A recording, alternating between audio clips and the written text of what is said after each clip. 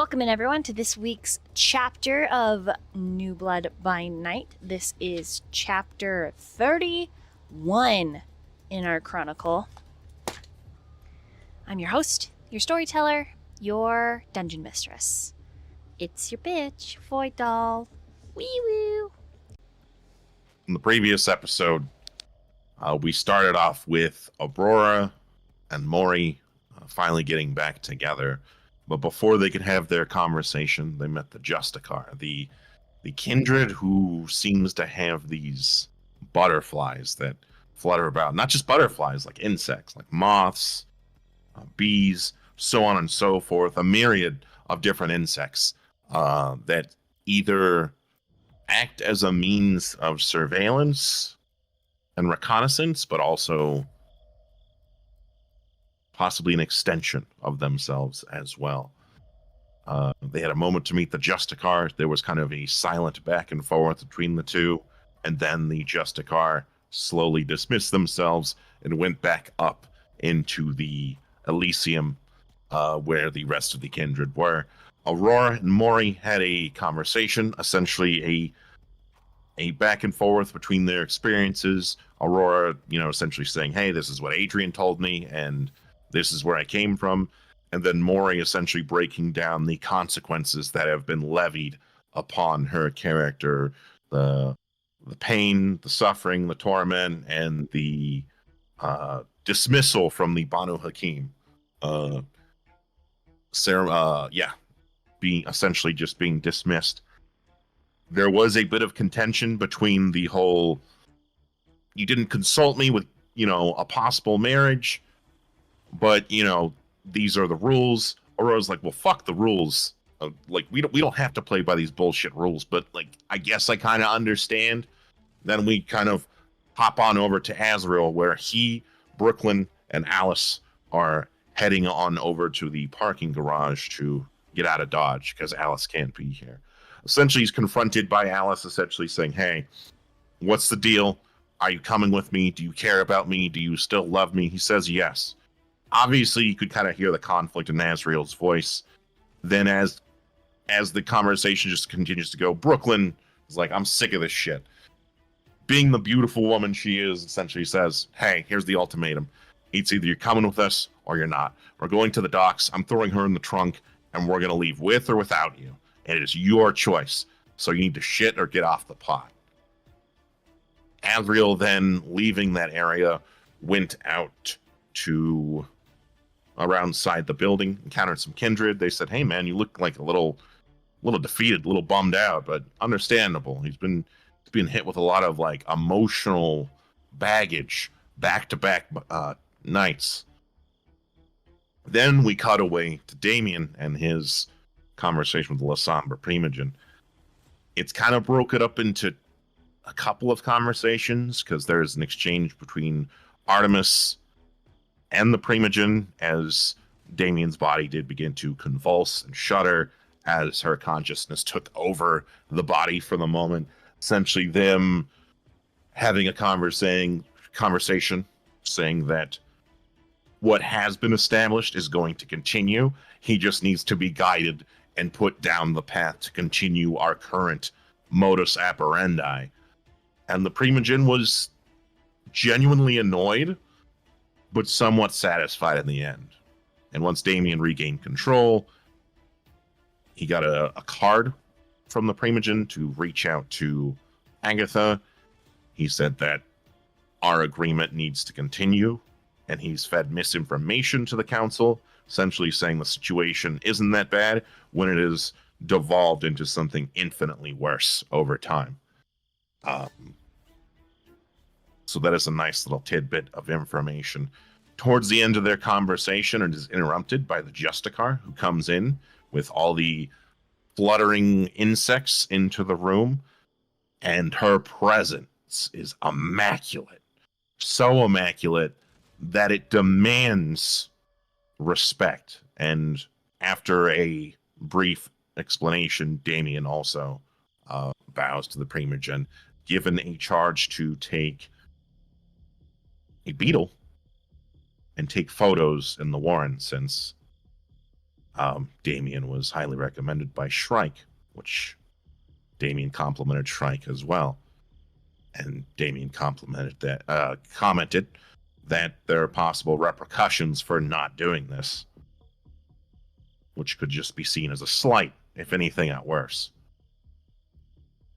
He dismisses himself, leaves the Primogen, and begins to head down. Nikolai and Robbie essentially kind of have like a back and forth. It's actually pretty great. I love it.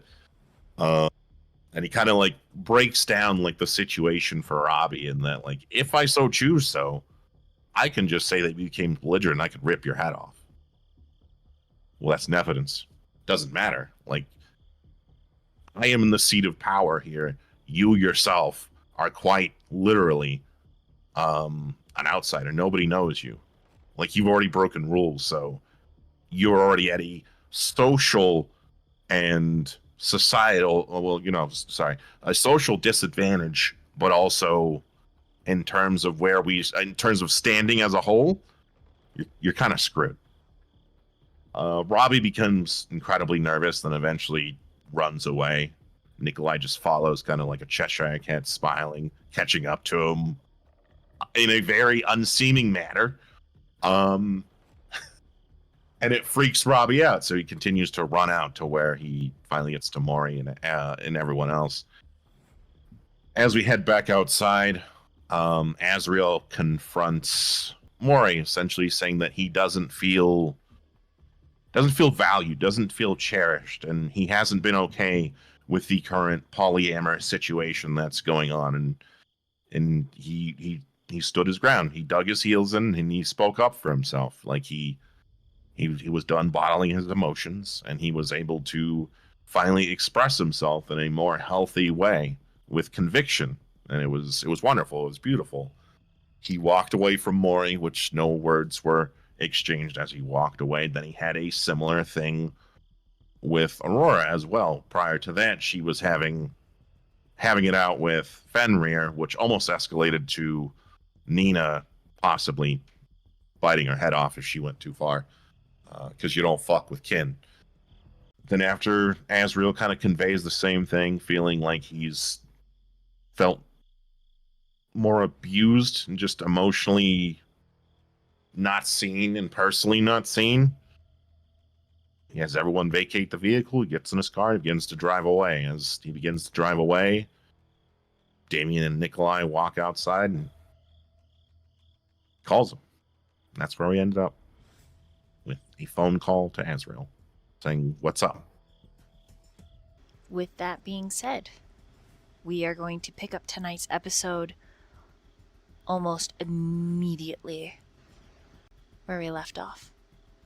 Azriel, Damien, your phone call. There's definitely a sigh as Azriel picks up the phone. Hey, Damien. So, what's up? What's going on? Oh. Ran into Alice back there.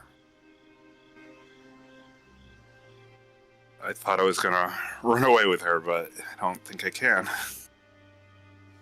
What's stopping you?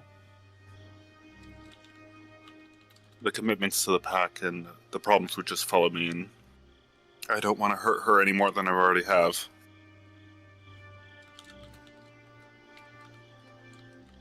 I mean, yeah, you have a commitment, but the thing is, if you want to go, you can go.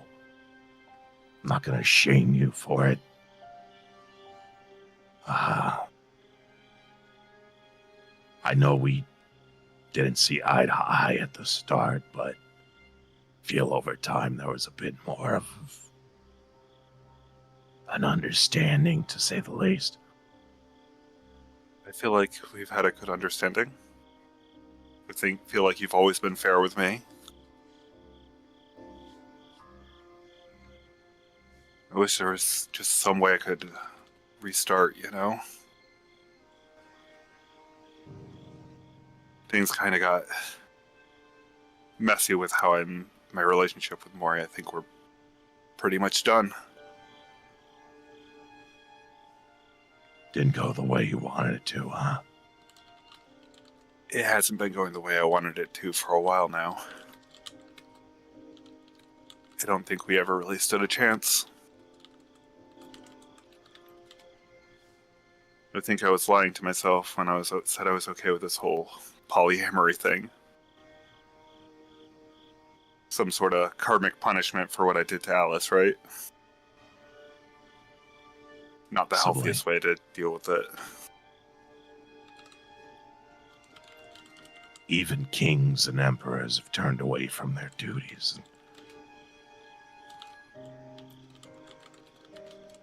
So it's not like it would be out of place for someone to just peace out. I still want to fulfill what I promised to the group. I don't know where I'd go after this. I have a couple of things I hold dear, but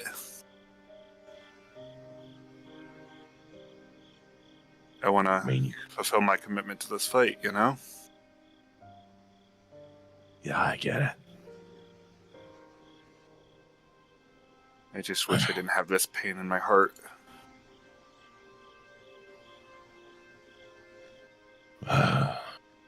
It's always nice to have some sort of restart, some sort of blank slate. Yeah, blank slate would be nice.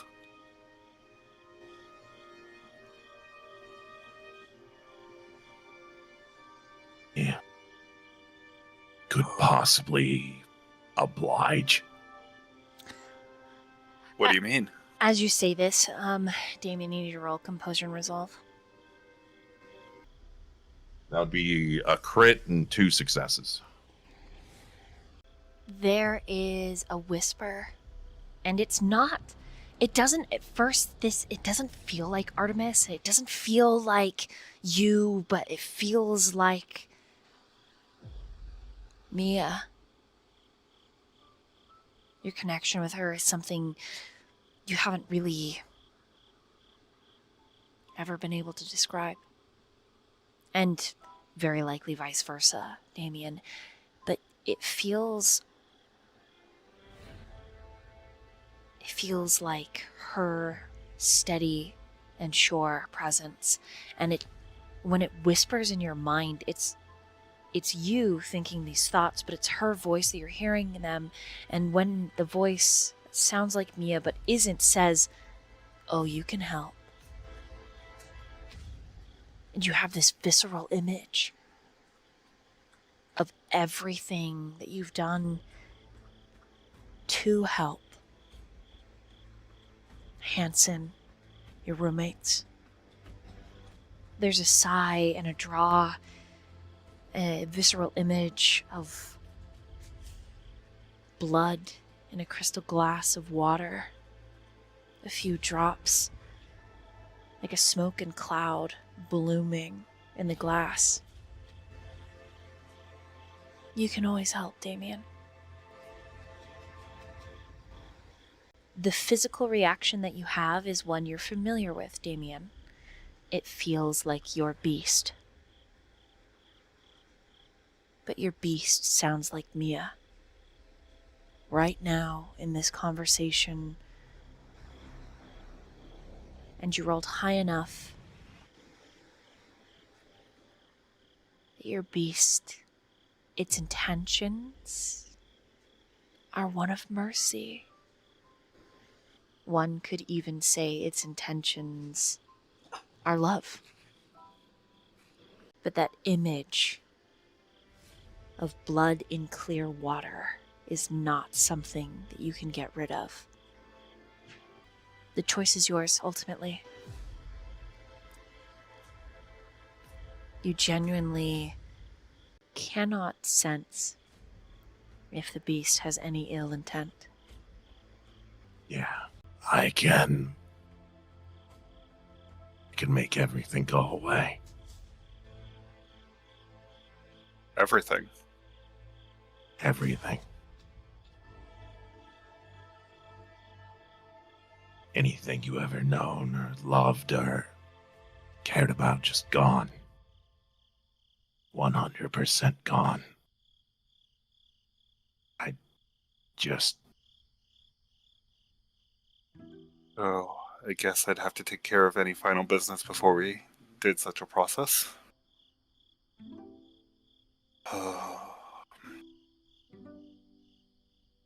Right. I don't know if Alice will give up on me. She will if we find a way to fake your death. That's a good idea. I don't think we can tell Mori or Aurora. I'm pretty sure both of them would get upset. And I don't want to hurt you from helping me. Just, trying to help a friend at this point. I don't... When it stings, it stings. When it burns, it burns. And sometimes pain just doesn't go away. I can agree to that.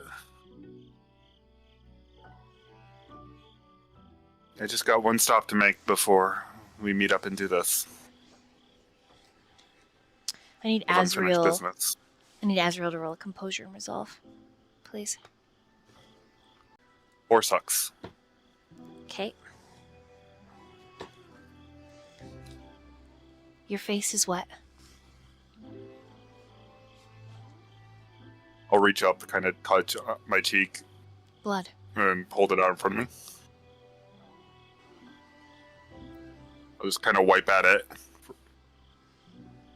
At my face. Try to not let on, and then I'm crying.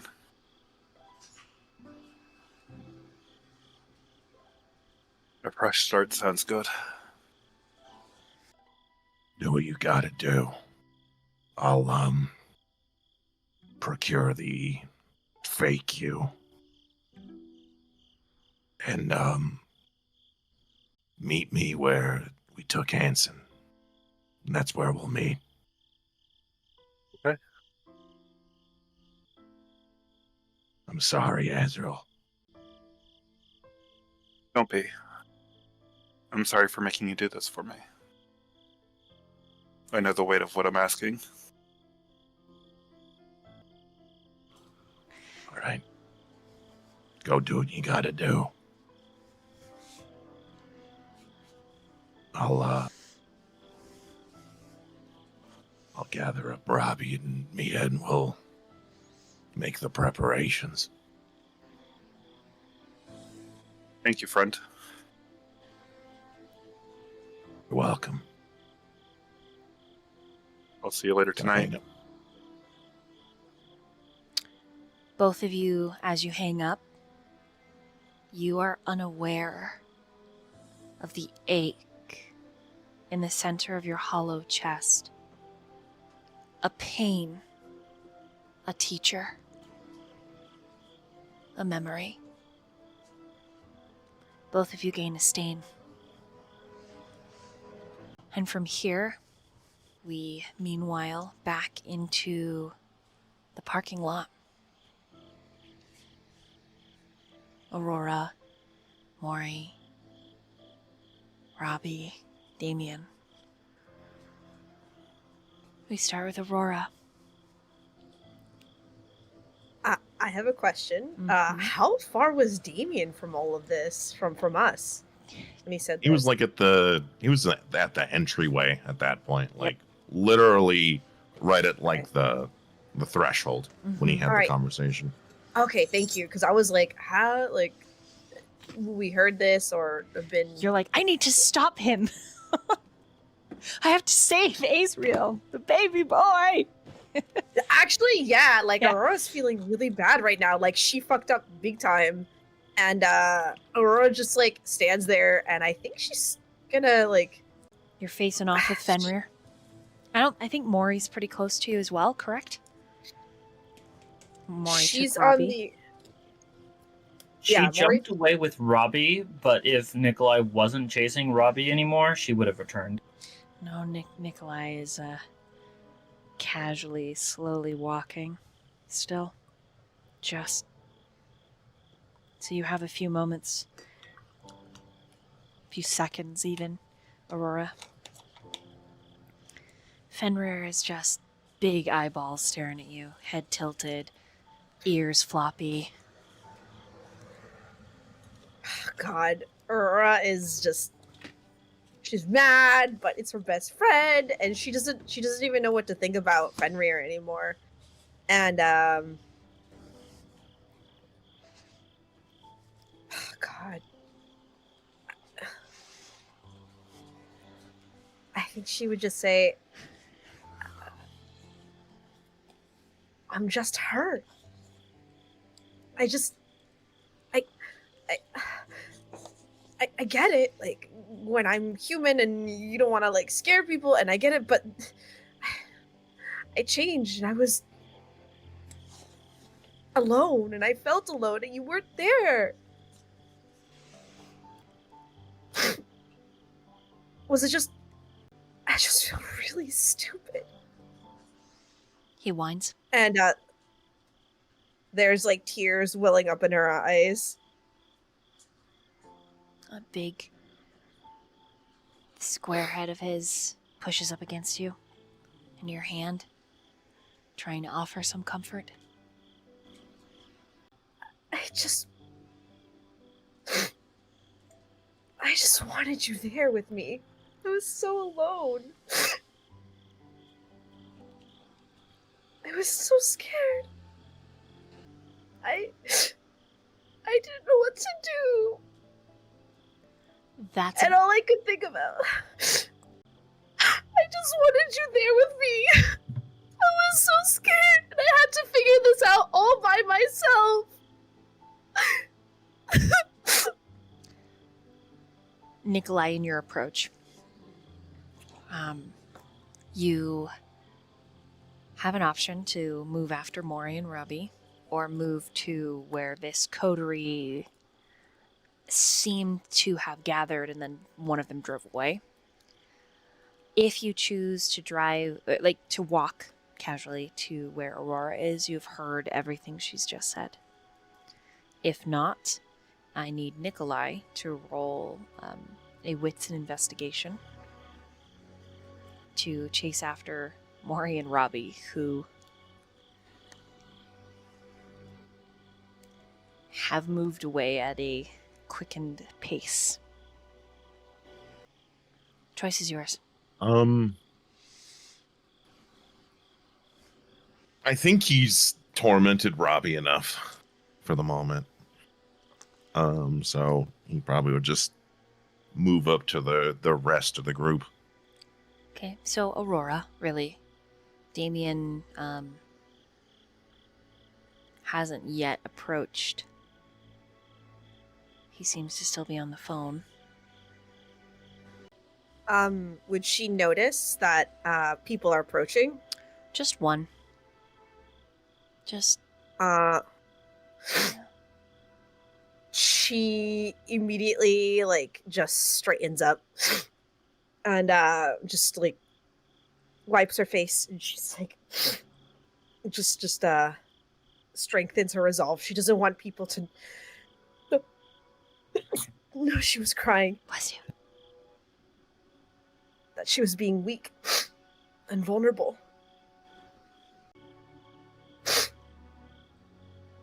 And there is a sadness that takes over.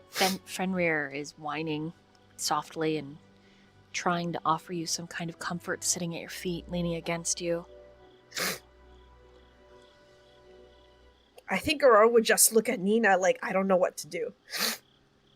I don't know who this person is. I don't know if this She is growls Fenrir. slightly as Nikolai approaches. So Aurora just kind of puts Fenrir behind her. Because despite being angry, he's still hers. He moves to your side. And she says, "May I help you? Is there a problem?" No, there's nothing you can really do. I was just tormenting the boy till he left the building. He seemed very nervous for some reason. Couldn't tell you why. What's his name? They call Robbie? Yes. She's just looking at him, trying to like get his intentions. It's If she thinks that this is the game. It's fairly clear while she's scrutinizing you, Nikolai, that she's been crying.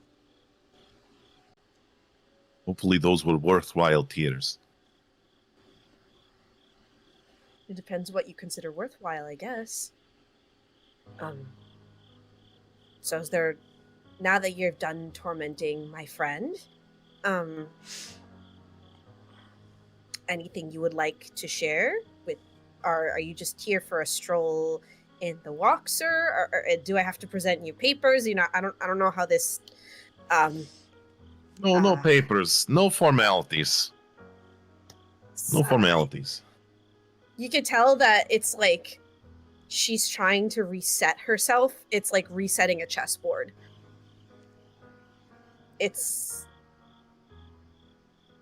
And there's a part of her like still kind of trying to guess your next move.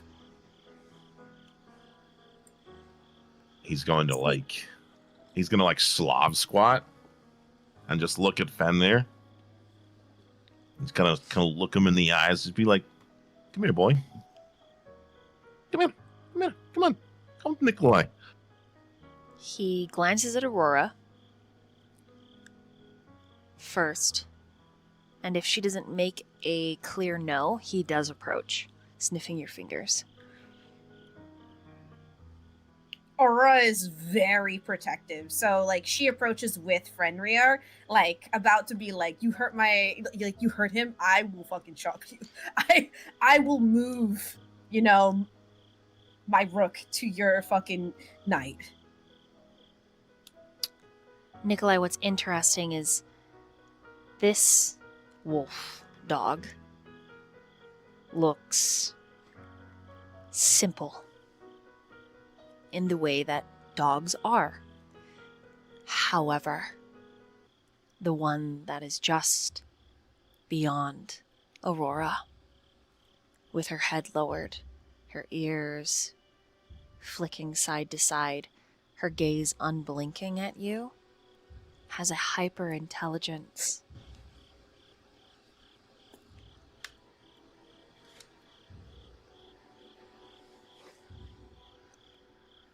The moment you pet Fenrir, the other wolf, she's gone, ghosting between the parked vehicles and the dark.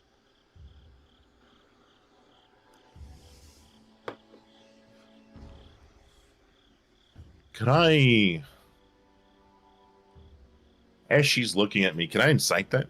You certainly can. Intelligence and One. occult. Do I notice that he's looking around me? Yeah, you probably noticed that he's looking at Nina. I make a move to like block his view. I move my bishop.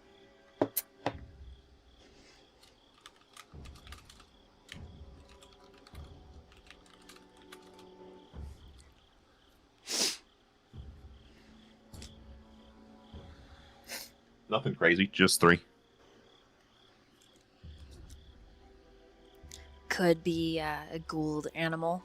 Could be something else. Hard to say exactly.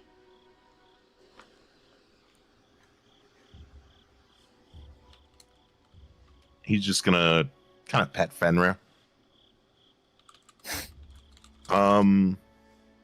Could I also incite Fenrir as well? Yeah.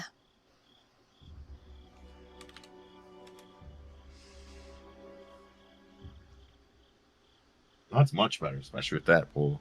How about 5? He's a very simple boy.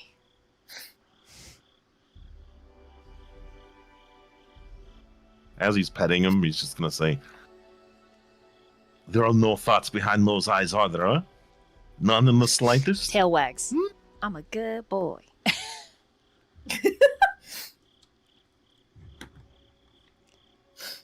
There is You're a more intelligence Go than on. what feels like a normal dog, this is absolutely a dog, Nikolai.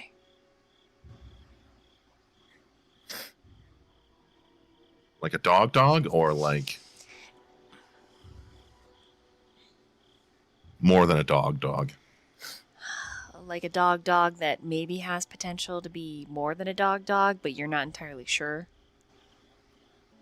Definitely see something special in you in the future. She's just Also looking at- defensive. If you were all just like this poor sweet boy. He's special to me. I can see that, especially with how you talk to him.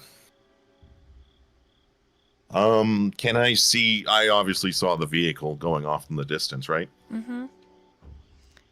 And you can probably see when you straighten that Damien is headed your way. Oh, wonderful. Everyone begins to converge. This is beautiful. Finally, a conversation with no prying ears. Is there something you want? Or better yet, there is something you want because you wouldn't be here otherwise. So what is it? So I asked question in meeting, and I wanted to know if there are more of you than you seemingly are. At that, Aurora definitely understands that meaning. we're Okay. gonna. At that point, we meanwhile over to Mori, who's got Robbie, and the two of you have pressed up close to the side of the building, and Robbie's like, Mori, you saved my life. She doesn't really respond. It almost looks like the life or the drive that has led her to this point is vanished. And she just nods her head very slowly. Robbie is kind of peeking over the corner. Shit, he's talking to Aurora now. Fuck, we're gonna have to go. And then he turns back and he looks at you. Mori? No response, as if she's not even there on the inside. Are you... Did something happen? I don't know. It all just happened so quickly. What do you mean? Well, I guess at least this time I didn't have to kill him. Has to be something, right?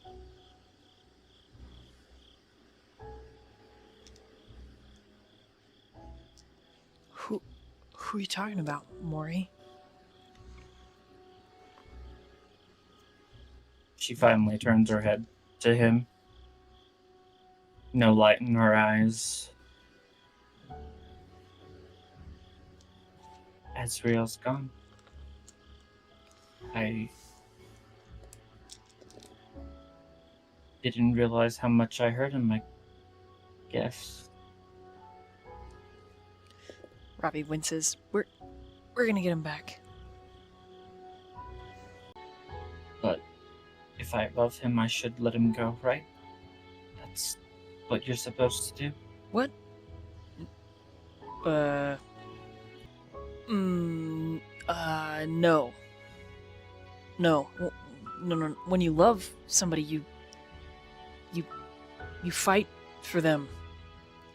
And, I mean, you don't stalk them, but if it can be saved, that's... He rubs the back of his head. Okay, I'm really bad at this. I've only ever had one girlfriend. She, just looks down. No strength in her body. Just standing there.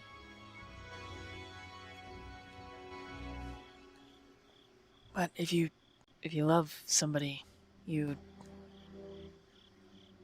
fight for them. the knowing when to give up. Even if they don't want you to be there, when they make decisions. I don't know. My, Damien pretty much told my sister to get lost. I mean, he had a horrible accident. His whole life changed. She didn't give up on him. They were broken up for a while, I guess, but Mia's relentless. I'd like to think I am too. You look so sad, Mori. Isn't that how it's supposed to be when you get broken up with?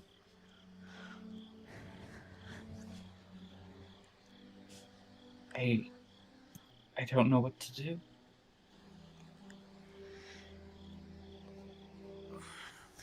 He gives you a hug. If love was supposed to be this painful, I should have just stayed where I was at. The cage was less painful than this. Yeah, I'm sorry, Mori. He gives you a squeeze.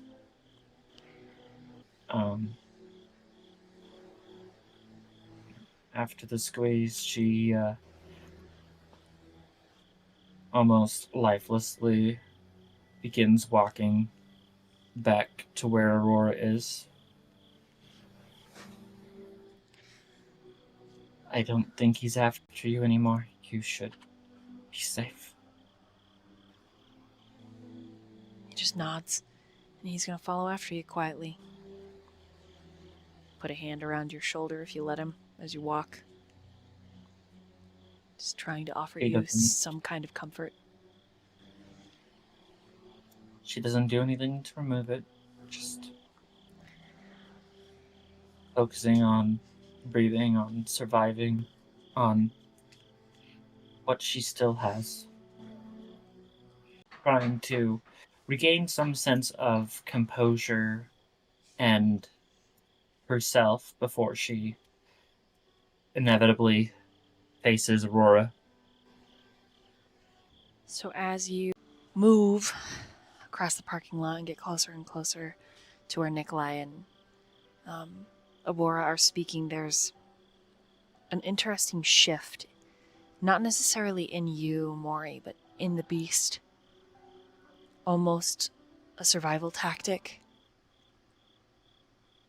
And a whisper that tells you to let it take over. To let it be there for you.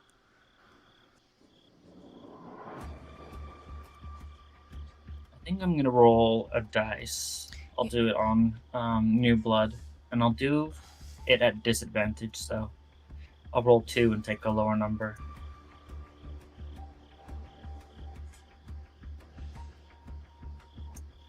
Alright.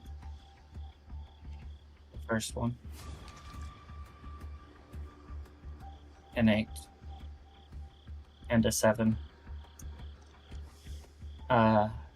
I guess with that in mind, Mori shakes it off, and I don't know if the beast can feel this, but she says, "Let me hurt. Let me feel this. Please." So in feeling it and in hurting, you do not gain a stain. And the beast recedes. But I need you to make a composure and resolve against it. Or in a crit. Okay? It is painful. It is an experience. But you keep the beast at bay. And you arrive to Nikolai and Aurora and Fenrir. You're not sure where Nina is. Aurora has clearly been crying. Her eyes are red-rimmed, a little bit swollen. Her nose got this cute shade of pink on it. And Nikolai is this sleek and well put together shadow. You arrive roughly the same moment Damien arrives, and those of you that are still in Elysium have a convergence in the parking lot.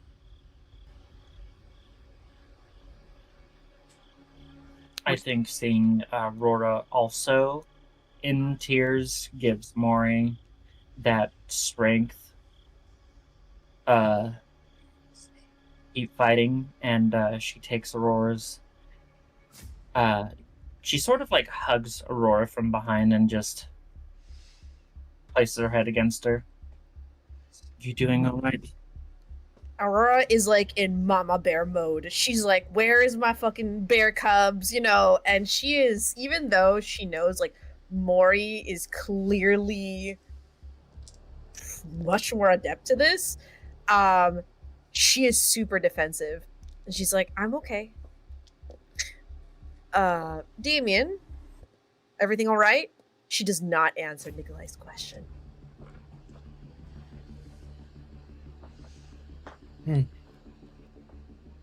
Yeah. Just talked with Azriel. I guess he'll be going. Aurora looks defeated at that. And she kind of looks to Mori and she says, I'm sorry. Like a genuine, like, she feels bad, but there's not enough time to in this moment because there's this threat to her and her pack, and that's Nikolai. And she just looks at him. I think everyone is here now, as you were saying. Mori pulls away, stands next to her lifelessly. Since you won't ask my question, I will ask him. Maybe he'll be a bit more respectful. Boy, are there any more of you besides the one that's leaving? Sorry, I have a question, Bill. Are you turning around? Is Nikolai turning around to see Damien? Nope. Okay. He's still petting Fenrir, like nothing's changed. Okay. Very stoic, very calm, very collected. Thank you. What's it to you? Like, what do you get out of this if I tell you there's more of us?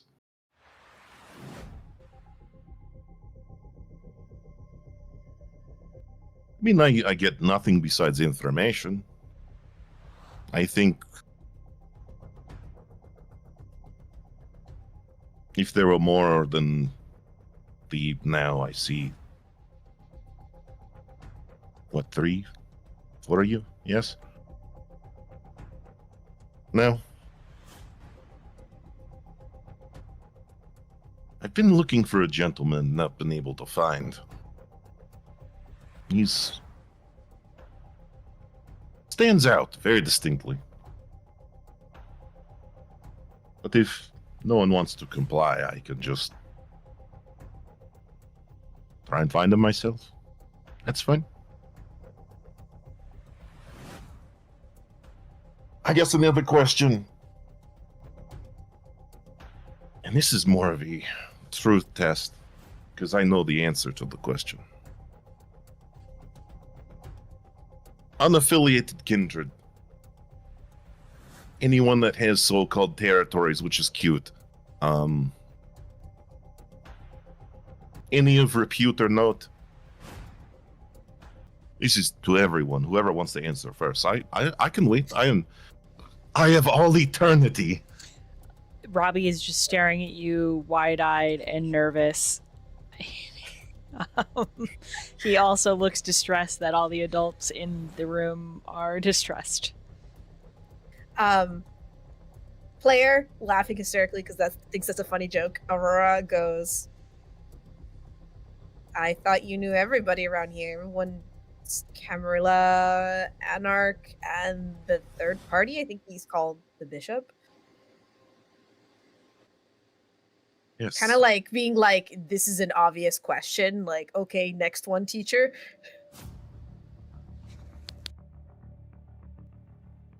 And Artemis, unless that no longer counts.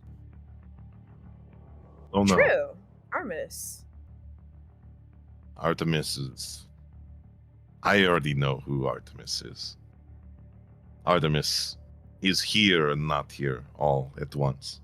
Artemis is a part of him now. And looks at Damien as it all starts to click. And now there is... Ooh, man, she mad at you. Not at Nikolai, but specifically at Damien. Kind of like it's confirming what she knows and pissed. What is the bishop's fortifications like? Like I don't know the intricacies of how many people he has. Does he have a gang? Does he have a small rabble? Does he have militia? Aurora just says, he's a priest. He's got people that work for him. Like, I can't give you the number. There's a church. This is Robbie. It's you could find it if you wanted to walk away from us. You could go do that right now if you wanted to. Calm So down what's there, your gay boy. He blush of life head to toe. And Aurora says, Under his breath. all right, I'm not so gay. I'm not gay. Am I? Aurora just looks at Ravi like, yes, you are, honey. I'm sorry. But you fruity fuck. It's great. And Aurora just looks at Nikolai and then to Damien and back to Nikolai, and she's like, okay, we've given you something valuable. What happens next? Because information is money in this world, right? Information is money. But all I really needed was just honest answers. Because now I have to go see this bishop. I'm not too worried about that. I'm certain I myself can handle all that he has. Plus, I have someone else who can come with me as well. Anyway, I feel like this is where we should part. This dog, take good care of him. I don't know name, but he seems like a good boy. He is Fenrir. Oh. Fenrir, that's cute. If you only knew the significance. If you only knew the significance. But I do believe this is where we should part ways. As much as I would love to stick around and ask more questions, I think you should go about your night and have a bit of powwow.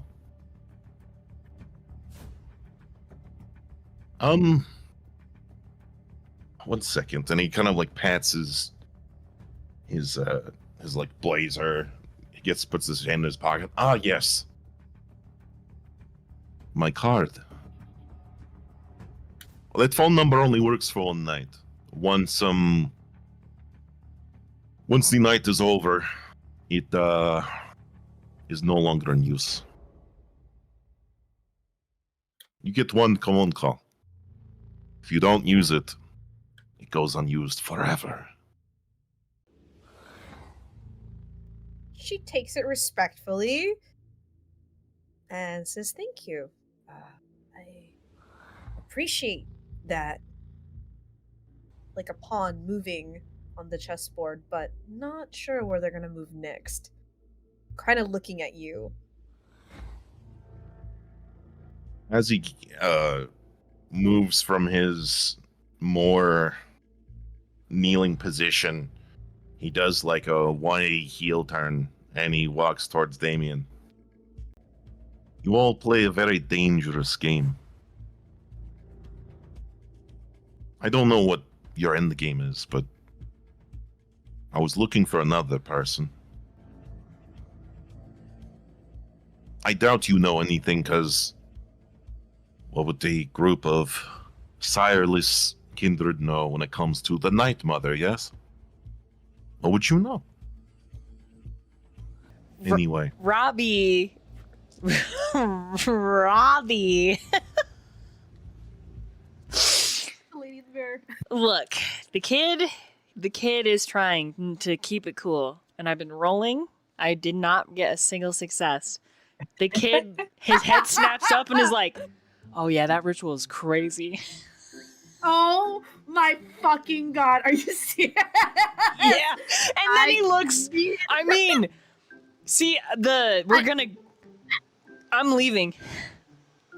And Aurora immediately grabs like a teacher, like grabbing a kid that's about to go to detention. Oh fuck! I don't know Listen, young man. You may be. I know you got the hots for him. No, I don't. I'm not. I don't. Honey, it's I'm not- okay. It's no, okay. You I'm know not. I'm. Okay. Is what? Ow! It's okay to be a little fruity. I'm not Everyone likes fruity. I'm mint toothpaste. Delicious. Ow! And guess what? Everybody uses mint toothpaste, and it's great for your teeth. We gotta save Azriel. I don't know. That's what I meant. It was. I don't know what. I don't. Save Azriel, or do you want to go with him to observe? To observe his cleanly rituals, yeah, that are crazy. You want to look at his teeth, don't you? Yeah. And she like leans in. She's like, "That's what it is. You want to look at his teeth? Wink, wink, nudge, nudge." Yes. Like- Yes, I do. His molars. I would like to examine them, and they're deeper in his mouth. So I'd have to do a dental ritual. I'm going to school to be a dentist.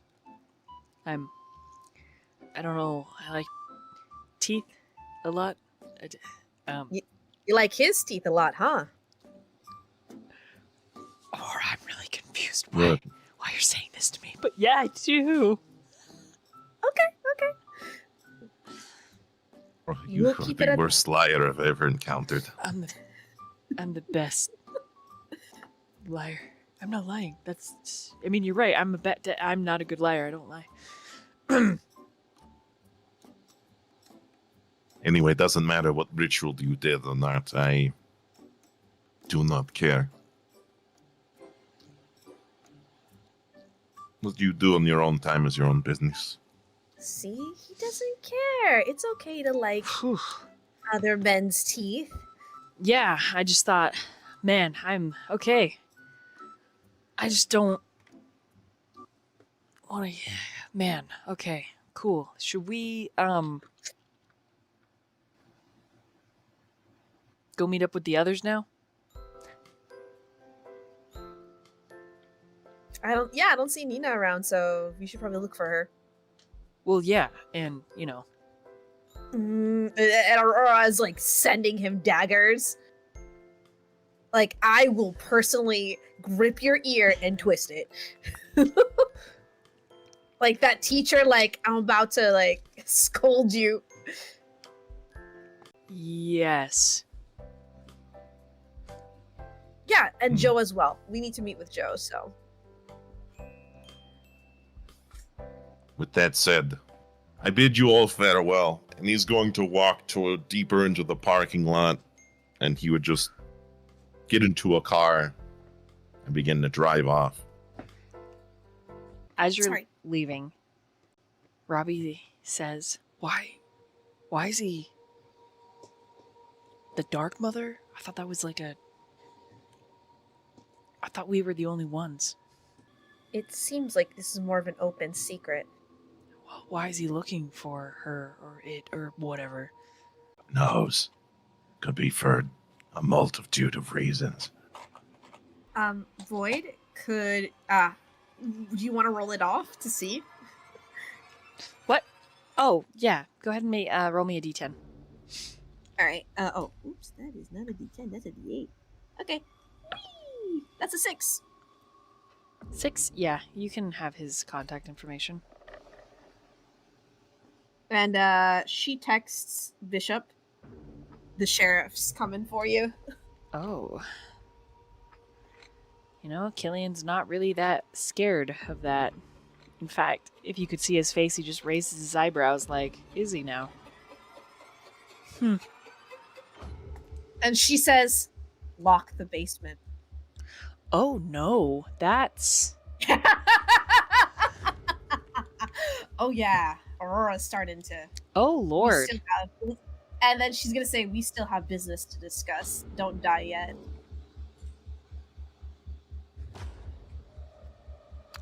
Says thank you for the warning.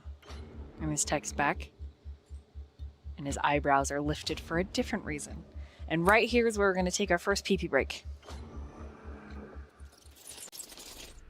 And we're back. From where we were. Let's actually stick with the bulk of the coterie for a moment. So you've just witnessed Nikolai drive off. Had a few swiftly spoken words. And Robbie says, so where do we go now? Aurora looks around for Stone. On a casual glance, you don't see anyone.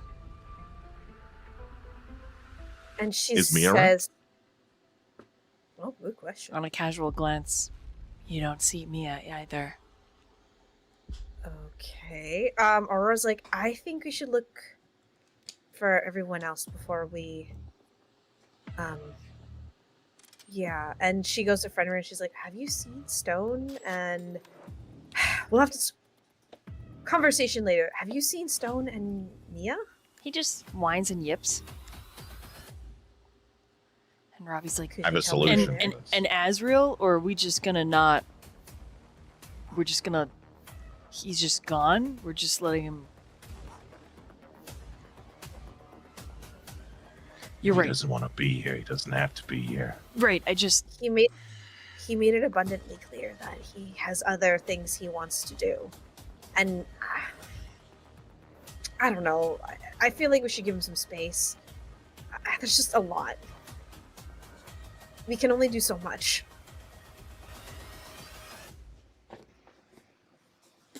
Robbie just gives you a nod. Okay. And then Well. he'll start looking around.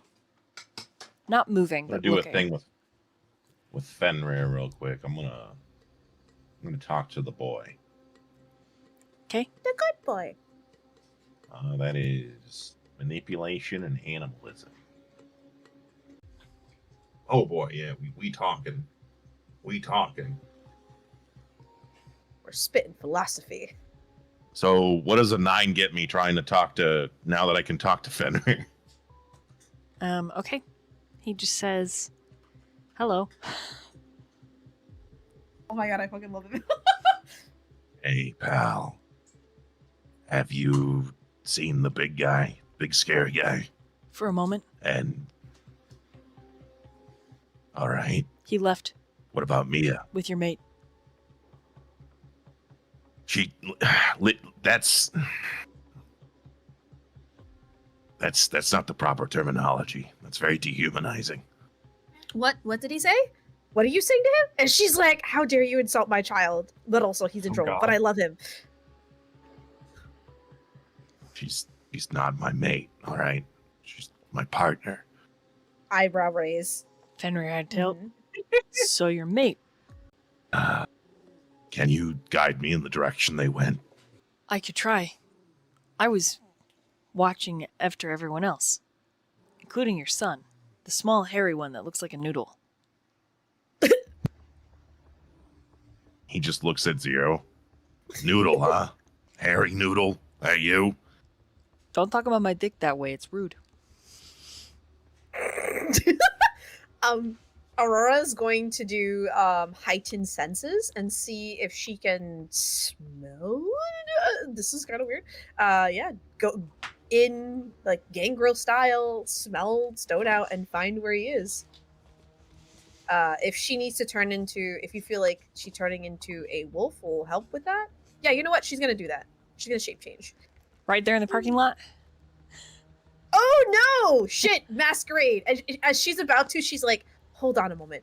And she goes behind a car, and tries to be as discreet as possible. She's like, this is not a masquerade, but you're right. It's like, I'm trying to be quiet. So she hides. Okay, so go ahead and roll a dexterity and stealth. Almost an obfuscate, but yeah. That's a number. Okay. What does a 4 get me? Pretty much hidden. And then you step out as a puppy.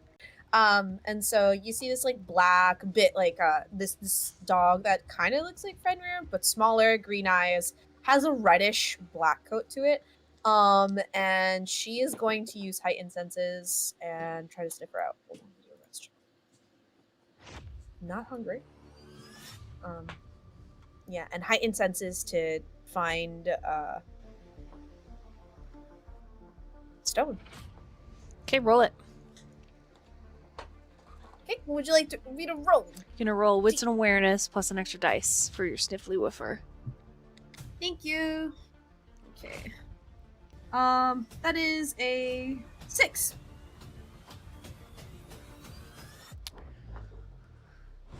Whatever lingering scent of him around this area there was, it's very, very faint. But you've caught a trail that leaves the property. Oh, she running. All right, Fenrir will follow after you almost immediately. Mori as well. Then Nina will Yeah, join. Damien will definitely break into a jog, Okay, run, whatever. Nina will join you from the side. I need the group. Yeah, all of you roll a wits and When we awareness. get in the woods, actually, when we get in the woods, can I use a Cloak of the Gathering on the group? Yeah, if you guys make it to the woods. All right. I Oh, I still see. have Okay. Yeah, you guys are My downtown right bonus? now. I still have my bonus dice. Can I still use that or no? Mm-hmm. Okay, thank you. Okay, I got it. Aurora's gonna go for 8. 3 for Mori. I got 4. All right. Aurora, you can smell both of them just across the way. Not very far, but there's this large skyrise of empty office buildings, at least at this time of night. And you move about the perimeter and you find a set of stairs that go down and then enter through the basement of this building. And that's when you can smell blood. Oh boy, Aurora kicks it into high gear with some celerity, so Moving as fast as she can. They're somewhere inside the skyrise. The door opens. It's got a horizontal handle that makes it easy for your new form, your paws, to get the door open. It's unlocked. And the basement is under construction. Large plastic curtains stretched out over empty framework. There's other areas of this large basement office that have, suffice it to say, your Sniffy Whiffler as a dog is overwhelmed by both the scent and non-scent of plastic and plaster and sheetrock, etc. It's very overwhelming. Can I use? All right. Can I use Eyes of the Beast as well then to help? Yeah, to see and sure. And so This is your the base. your eyeballs glow red, and it's like little red headlights that cut through the And, darkness. Yeah, and Aurora's gonna shift out of woofer form, so that she doesn't get overwhelmed, but still kind of tap into her celerity and follow the trail. I guess if there's one to follow, I don't know. Like, what should I do? Like, what should I roll to figure out if I can? You don't need to roll because you already rolled high enough that with your 8 previous that you're able to track them. They're 3 floors up. And everyone subsequently is able to track you. Nobody rolled low enough that they're not with you, including Robbie. And as a pack, more or less, you head up 3 flights of stairs because even the elevators aren't working. And on that 3rd floor, the blood is more intense, but it isn't because of the volume of it. It's just because you're closer to the source. You head down this wide hallway.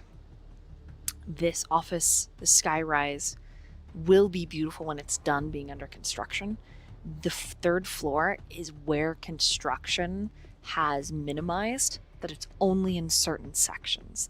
And so as you cut through the construction area and you break out into the actual either not being used yet or brand new decorated floor of cubicles, you see Aurora, you're the first to see, but Mia has stone by the throat and a curved blade pressed to his jaw.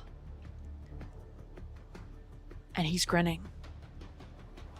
Big, feral teeth all on display.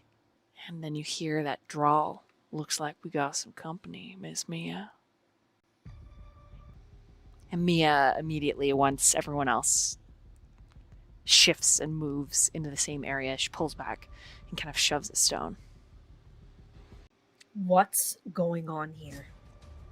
At that point, from Damien's arm, a shotgun is just gonna slide from the sleeve out and point it right at Stone. Oh, no. Aurora's gonna get right in front of Stone and be like, back off now. Fuck you. Fuck you. I'm sick and tired of it. No. I'm standing my ground this time. I'll blow you the fuck away. You won't even You can stand a certainly- chance. Mia You just can says, certainly fucking try. enough. I just didn't like the way you talked to me. I hate to say it, but he got under my skin. I lost my cool. What do you say? Doesn't matter. Aurora looks at him and gives him the what did you say? Like a nocturnal beast, his eyes flick, changing colors rapidly. I didn't say anything. I insinuated. Don't you Aurora just- fucking lie to me, you piece of shit. He does not lift his hands in surrender, but his body stays relaxed. There was someone watching. I caught sight of them, went to investigate. Mia followed. Had she not made so much noise, I would have caught them. Mia just looks pissed. She's blushing a little bit. She's like, if you hadn't have acted suspicious and actually told me what was going on, maybe I wouldn't have shot at you. Maybe you should hold your suspicions and observe the situation before acting. Isn't this what you do? No need to browbeat me, Aurora. Yeah. Who the fuck are you? Damien, put the gun down. When have you ever hunted anything down? Once. Maybe not. That's what I fucking thought. But Stay in I your also- fucking lane. Then don't point your gun at someone that's important to me. He Damien, was close to someone that's important to me. And I have no problem pulling the fucking trigger. Stone's like, Then go, go ahead. You know that gun's not gonna do shit. You think that. What are you gonna do, light me on fire? And he kind of smiles. You want to find out. And Mia steps in front of the gun. Damien. We don't have time for this interpersonal whatever this is. I wasn't going to hurt him, Aurora, unless he proved that he was a piece of shit. Aurora Doesn't relaxes. care. Aurora actually relaxes at Mia's words, and she's like, But closes her eyes, takes a deep breath. You have to admit, it's fucking suspicious. And she turns, and now she's standing with her back to kind of Damien's chest a bit. He went off without telling any of you. And isn't he supposed to be, what, some kind of self-proclaimed dog pet? I don't know. It's suspicious. So I followed him. And it's a little harder to see in the dark. I made a noise. The Kindred fucking got away. But what I thought was interesting, and she's talking to all of you, is it's a Kindred that has orange eyes just like him. Stone's just watching her with a amused half smile. So you don't say your past haunts you? It's not what I'm talking about. And then Stone speaks up. I believe it's the same Kindred from our incident. What are the color of his eyes right now? One is black, and the other is a warm brown. Not quite gold, not quite amber. Okay. What do you look like? Could you get a good look at him? Stone shifts. I need everybody to roll a wits and awareness. 5 successes this time. Okay, you'll hear it.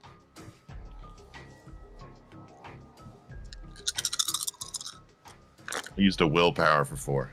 Okay. Yeah, I got a 4 too. Okay. Mori, it hears it with the most ease. The other two, it's... You could be gaslighting yourself, you're not sure. It's so subtle and tiny. His accent, it slips into that southern drawl, and then it shifts into something else. Aurora starts to check to see if he's hurt anywhere.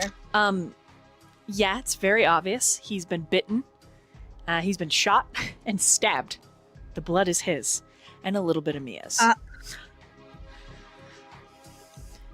Aurora will... Where is he shot? Like, where's the most blood coming out from? His right above his kneecap. Looks like she was trying to cripple him. Smart. Honestly, Mia's so fucking smart. I love her so much. I'm sorry. and I need to admit, because I bit him. I don't know what came over me. And Stone just says, I kind of liked it. And she's like, shut up, you pervert. And he just chuckles darkly. And Aurora just puts a thumb in the wound and says, not now. And he just... Not a good time. And she's gonna bite her thumb. Or at least bite her... No, actually, wrist would be more blood, right? And start to heal him. Okay. So... While you're doing this... go ahead and post Valerian, but while this is happening at the same time, Mia doesn't lose sight of Stone, but she speaks to you, Damien. She says, it wasn't anything. I was so angry. I've never been angry like that before. I just wanted, and Robbie is the one to say, you wanted to kill him. And she looks at Robbie, and there's pain in her expression, Damien. And you bit him because of whatever the fuck we are, and that you are to Damien. Is that normal? Is this normal? Is this kind of rage normal? Is this because I don't want to be doing someone's filling and then I get pissed off and I'm just like rip their whole molar out. It could happen. It'd be worse. It could be worse. You could decide to rip their jaw out. What? What the? He runs his hands through his hair, pulls on his hair a little bit. Holy shit! And Mia's acting like this because of maybe Robbie. I don't know. Okay, I don't know. And she shifts her shoulder, like it's sore, Damien. And you think she's got a tear in her rotator cuff, probably from slamming one of the doors open with her shoulder. Maybe from tackling stone, you don't know. He's going to put his gun back on the mechanism in his sleeve. A shotgun, and he's gonna pull her to the side so we can help her fix it. Okay, so I'm gonna go around robin. This will all be happening at the same time, but I want everyone to have a moment in this little scene for a second, and then we'll meanwhile. Okay. Okay. Okay. Perfect. All right. So, we're gonna start with Damien and Mia, and then we'll wrap our way around. Like the setup of like this floor, are there any like materials that's kind of set up that would be like a bench or even remotely like a chair? Because I would imagine if this is... So there's tons of cubicles and chairs to sit at, right? There, you could go off to your own cubicle and have like some semblance of privacy. There's plenty of like work horses set up that people use as benches and like kind of help with traffic over in the construction zone if you want to go further away from the coterie. Yeah, he's gonna go as far away as he can. Okay. And he's gonna beckon Robbie. Robbie looks even more stressed than he has all night. And just a little lost. He follows after you, some steps behind. Mia is tense. She walks with an uneven gait, so you think she's more injured than she's letting on, but you would have to really know her to tell that she was injured. That being said, as soon as the two of you are alone, Mia's going to tell Robbie to step away. But Robbie's looking at you for confirmation on that. He just kind of gives him a look of like, just for the moment, just give us a little bit of space. But just very, keep an eye very out. typical young adult teenagers, like, opens the plastic, steps out. When you turn back around from dismissing Robbie, Mia's in her bra. And she's got her pants undone and slightly pulled down. You can see on her hip, there's this gash that's just been bleeding into her black jeans. Her shoulder, the bruise, starts from the pointed tip all the way across the front clavicle. And when if you look in the back, it's down the wing of the shoulder blade. It's far more than a tear in the cuff. And I can bandage you up, but I can also fix this really fast. Why is it either You know what it or? entails. Does fixing this fast do something terrible to you? No, I just know you're not a fan of the idea. Don't want to make you do something you don't want to do. She turns so she's profile and she's like, yeah, the idea that we're all this.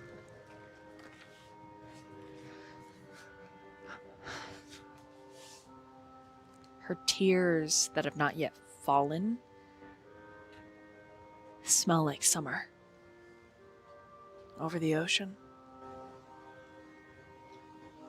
I didn't ask for this. I know.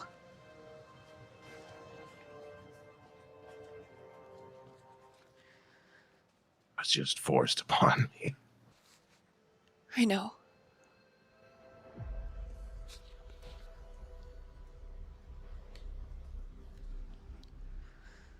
And he will put a hand on her right cheek. I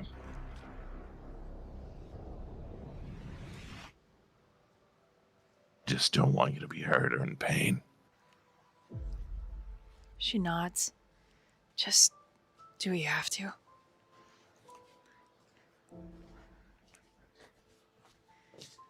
And you can walk with that fucking limp all night if you want to. But that rotator cuff hurts like hell. Yeah.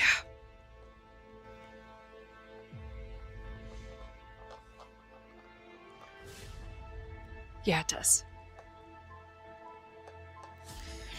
Could still bandage you up to stop the bleeding, which is the sensible thing to do, because the last thing you want is blood all over you.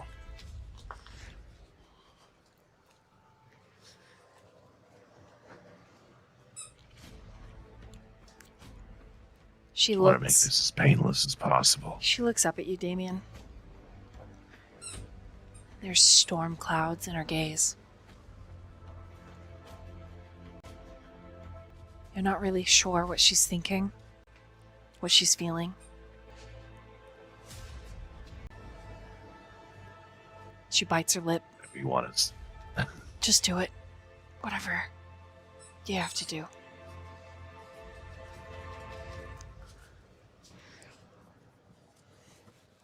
Looks like you got something to say if you want to say it now. I don't know how. Do you want me to paraphrase it? Sure.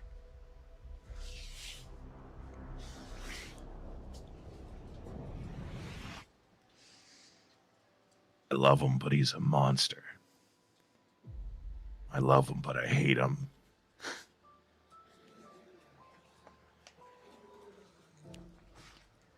She starts to I cry. love him, and I have to kill him.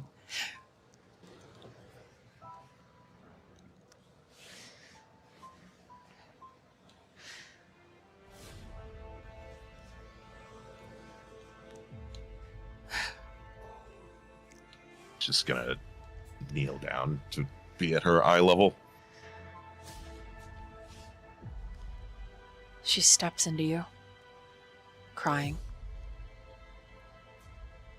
She wraps her arms around your head and she brings your cheek to right between her breasts so you can hear her heart. Doo-doo, doo-doo, doo-doo. You feel her body trembling. You hear the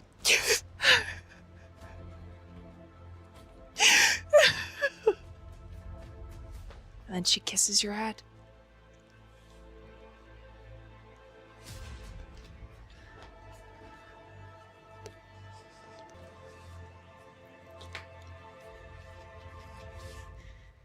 Sorry. Put you through hell, and it's all my fault.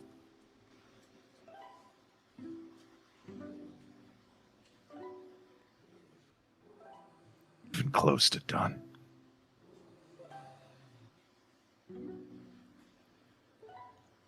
Even Azriel's decided to go.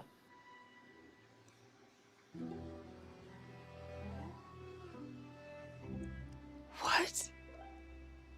Where?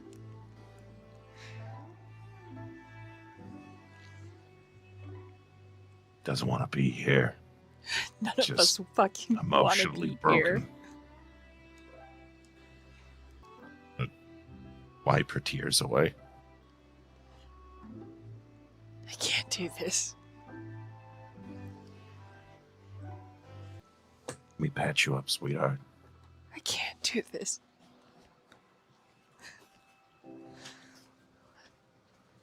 What would you like me to do? Do it. Whatever. I don't care. For the first time in your relationship with Mia, she isn't sure. She isn't Her footing, you can tell emotionally it's on sand. She's slipping, she's sliding. That conviction of hers.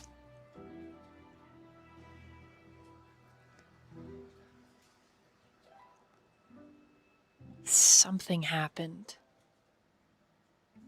while a lot of you were in Elysium.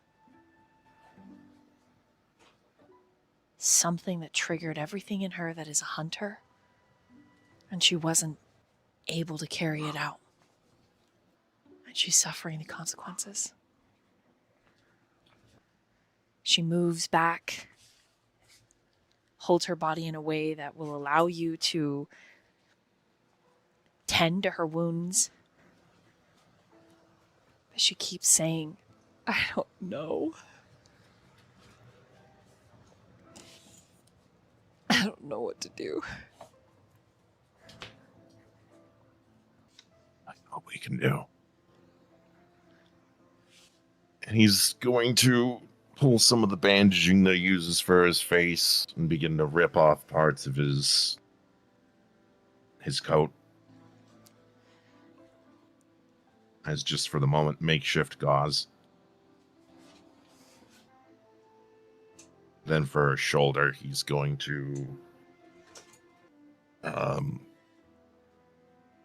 he's going to take off his coat and then rip his shirt to where... Yeah, he's going to take off and rip his shirt to where it's like...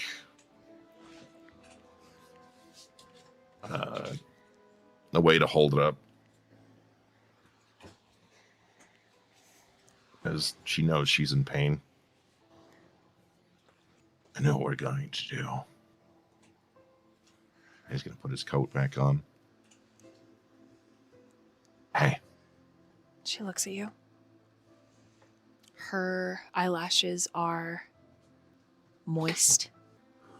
They're beaded with unshed tears.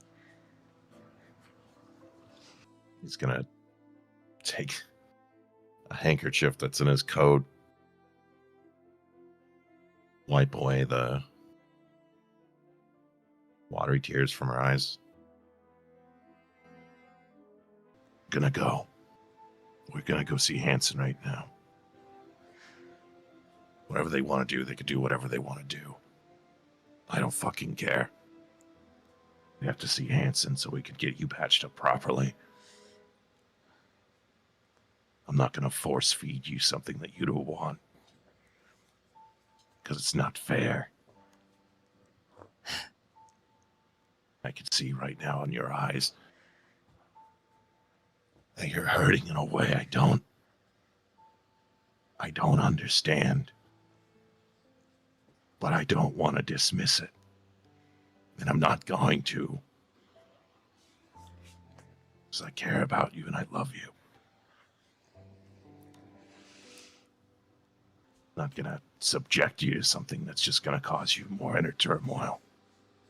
That goes against your own moral code. She grabs your hand. She puts it on her face again. Then she turns her face to kiss your palm. Would I still be me? If I There'll always be you. If I just gave in. If I just closed my eyes and I let myself slip into the dark, would I just be me? No, you wouldn't. She swallows audibly. So the only way for God to forgive us is just... I don't want to hurt you, Damien. I don't want to hurt you, but I know what you are.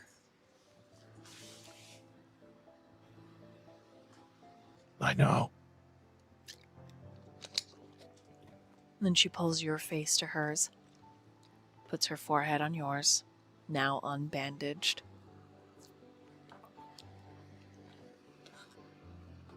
Tell me what to do. Let's go and see Hanson. We'll get you fixed up. She nods. I'm gonna force feed you anything to fix you. It's not right and it's not fair. I don't know what I want anymore. Just want things to be the way they were. Something normal.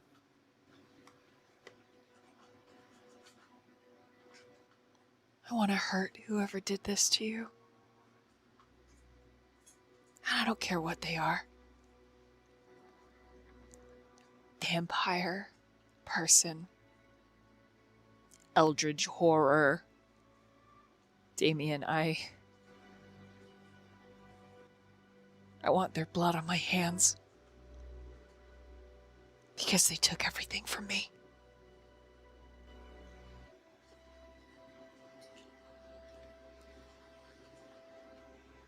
I know.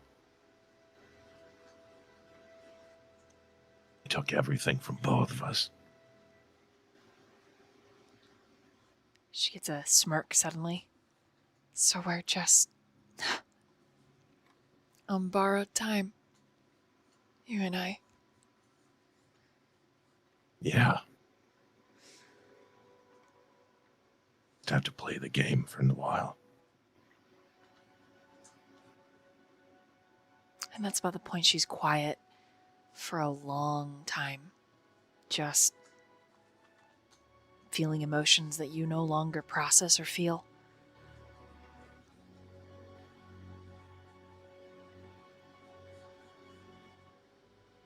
While she's going through, like, the process of emotions, he's going to help her get dressed and have her look decent.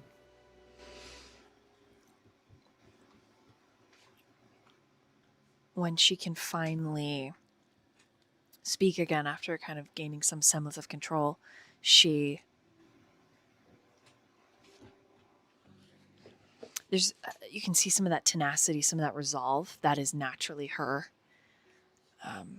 She's always, when she's made a decision, she's stuck to it. She pulls out her pocket knife, the curved one that she had. It's a fairly large pocket knife, but it's the one that she had to Stone's throat. She says, "Give me your wrist."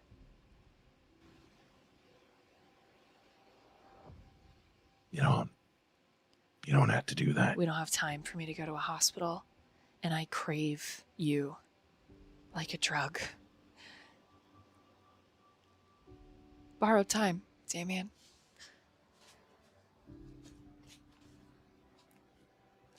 Borrowed He's gonna time. extend his hand out. She grabs your wrist with a strength that sometimes surprises you. A little like, "Oh, ma'am." And she uses the leverage to tug you forward, her stepping backwards, and then her thighs hit against a covered desk she sits on. She pulls you between her legs. The strike on your wrist is along the vein, and it is deep. I need you to rouse the blood, please.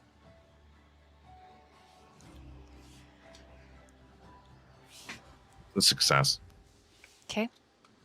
And so as you will your vitae to begin to drip,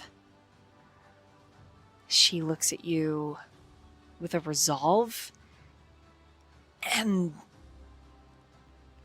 conflict you don't quite understand. But Damien, it is ecstasy when she draws on your vein. She bites the flesh around the cut that she's made. And she drinks very deeply for a human. And there's a thought that passes in the back of your mind, and I need you to roll a frenzy check. Yeah, okay.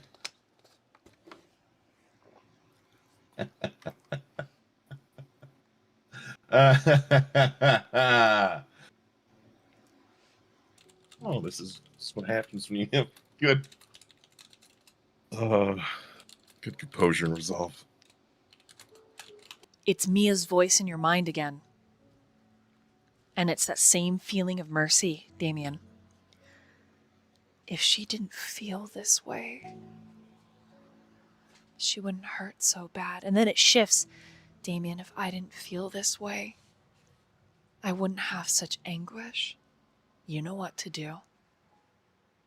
This might not be the kind of fairy tale Disney writes about, but this certainly can be its own Brothers Grimm adventure. Take me, Damien. Take all this pain. Take it away. And your fangs extend into your mouth. And because you earlier roused the blood to feed her, your heart in your chest, a powerful knock against the ribcage. It would be the work of a moment to drain her and to change her, and that she wouldn't hurt so bad. And on the other hand, you could just take away her guilt, leave her personality exactly as she is, perfect, but you could change it. The words are there, and you are not compelled to act on them, Damien. You resisted. But you could take the reins of fate. It doesn't have to end in tragedy. You could change your stars and hers.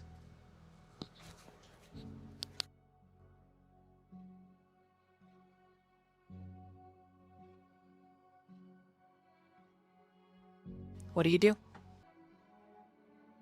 Like, I think for a moment, like, as like this manipulative voice in his head is just like, you can make it all go away. Like, you can be the very same thing that you are, and you can just make her not feel anything.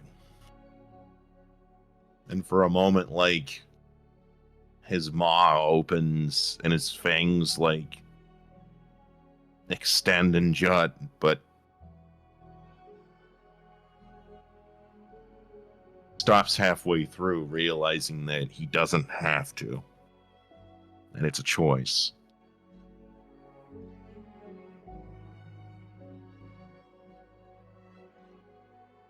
And he chooses not to do it and just watches her feed.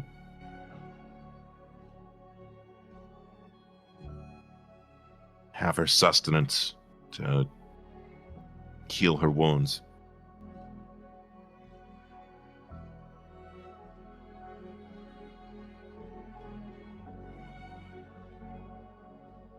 Just going to run a hand through her hair. Try to be as comforting as possible.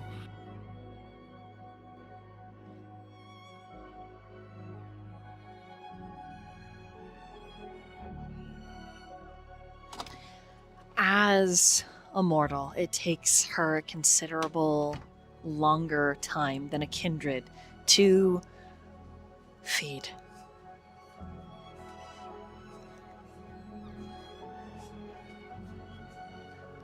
And I think we'll meanwhile there. We will slide over to Mori.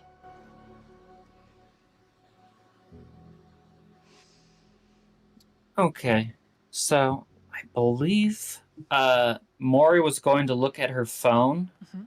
see if there's a response from Father, because she sent like the code just to see if he was or he responded. But I think what's really kind of struck her from the entire situation was the way that Stone's eyes flickered, as if he was switching personalities, looking for a suitable answer for what he did, or for a way to block people from knowing if he's lying. And I think with that, I know Aurora doesn't necessarily like it when Mori points something out about Stone, but I think she'll go to Aurora. Okay. So Aurora, at this point, I'll say that you've finished healing some of his superficial wounds, but he interrupts you before you can go further. He says, "Don't give what you can't. There's no need to get yourself injured on my behalf." And she looks at Stone and she just smiles and holds him tenderly. I give willingly. I give what I can. Because I love you. And He smiles when you say that. His teeth straight, white, pearlescent as he flashes a grin against his tan flesh.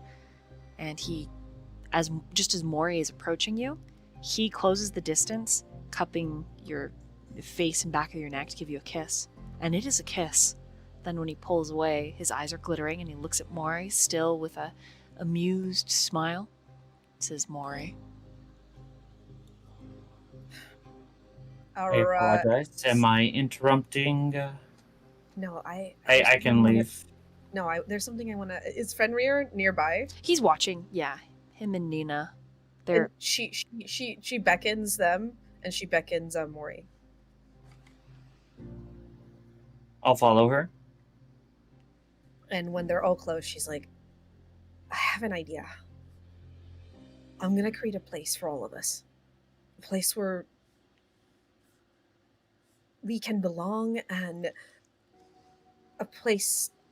And when I mean all of us, and she looks at Nina and Fenrir, I mean all of us. Nina's eyes kind of glitter. I want us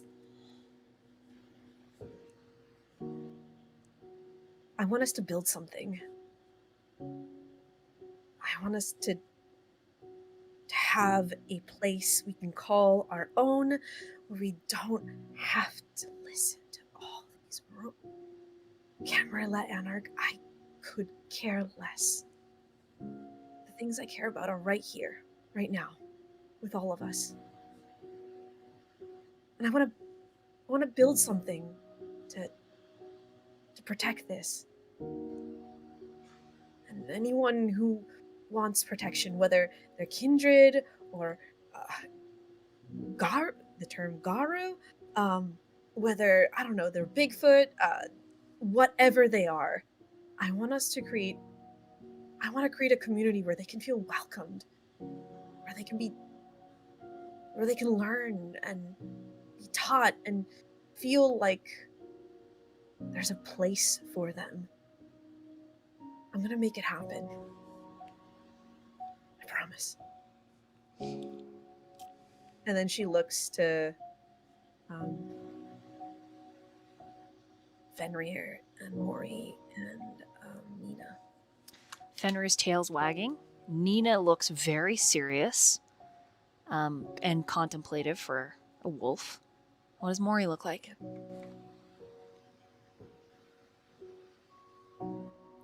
I would say she looks conflicted. Because she was going to talk to her about Stone. Mm-hmm. And so a community for everyone. and like I guess even the moment with her and Stone. Yeah, I think it's conflicted. She realizes how close her and Stone are. More, what's the word? Thoroughly than she did before.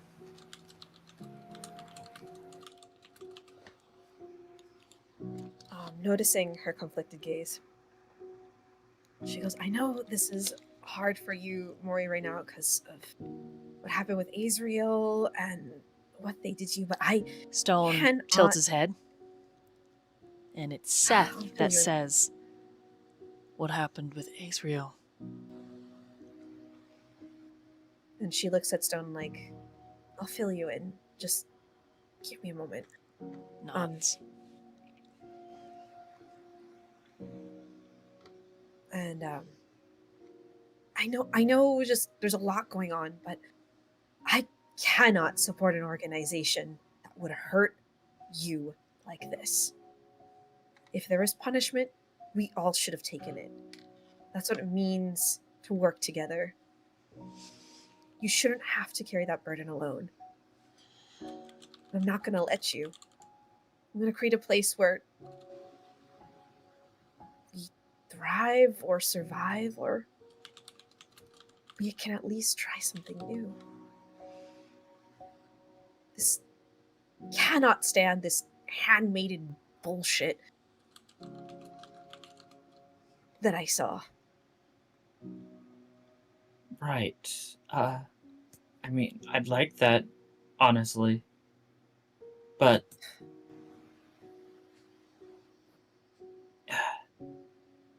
yeah, never mind. I know it's going to take time, Mori. It's new and it's different, but we have time. Or we can at least use the time that we have. I just... Seth leans forward a bit. "What's troubling you, Mori? Is it more than just Azriel's departure?"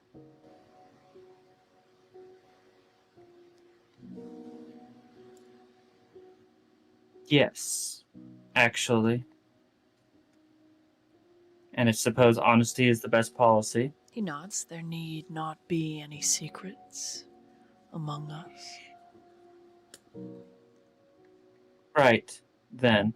And then she just sort of emotionless looks at Aurora and says, "Isn't it strange that his eyes shifted so many different colors during the conversation with Mia? Like he was looking for an answer?" Aurora doesn't look surprised at all. And I think, Mori, could you do an insight check? Yeah, sure. Let me see. My dice. Is it intelligence or wits for the insight? Either, really. Alright, I'll do the bigger pool then. Haha. 1, 2, 3, 4 successes. Ooh, okay, beats it. You realize that she knew.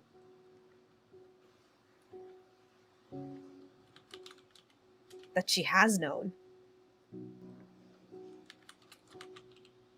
That there was more to Stone.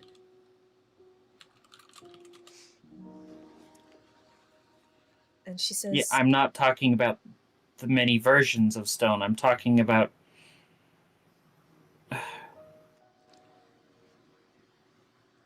mean... I think because of all the people, all the different... Everybody wants to say, wants a different story, side of the events, and I'm sure that looks at Stone, everyone has their own version about what happened. I don't think it's him not telling the truth. I think it's just what version.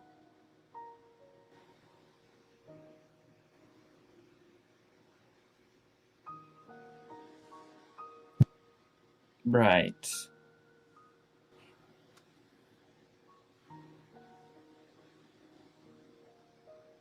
I think what you would get from Mori is that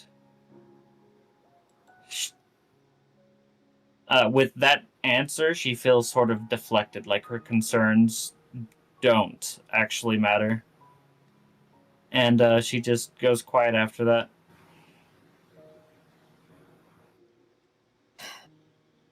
There's a lot going on, and I know that we're trying to navigate it as best as we can. And I'm gonna be honest, this is not exactly what any of us are used to.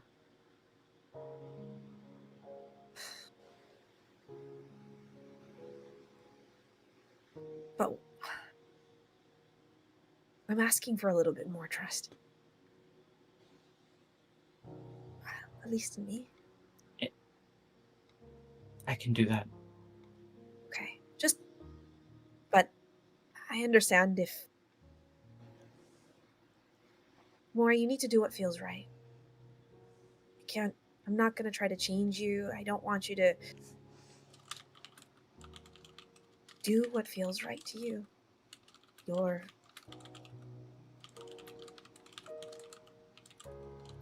I like you for who you are.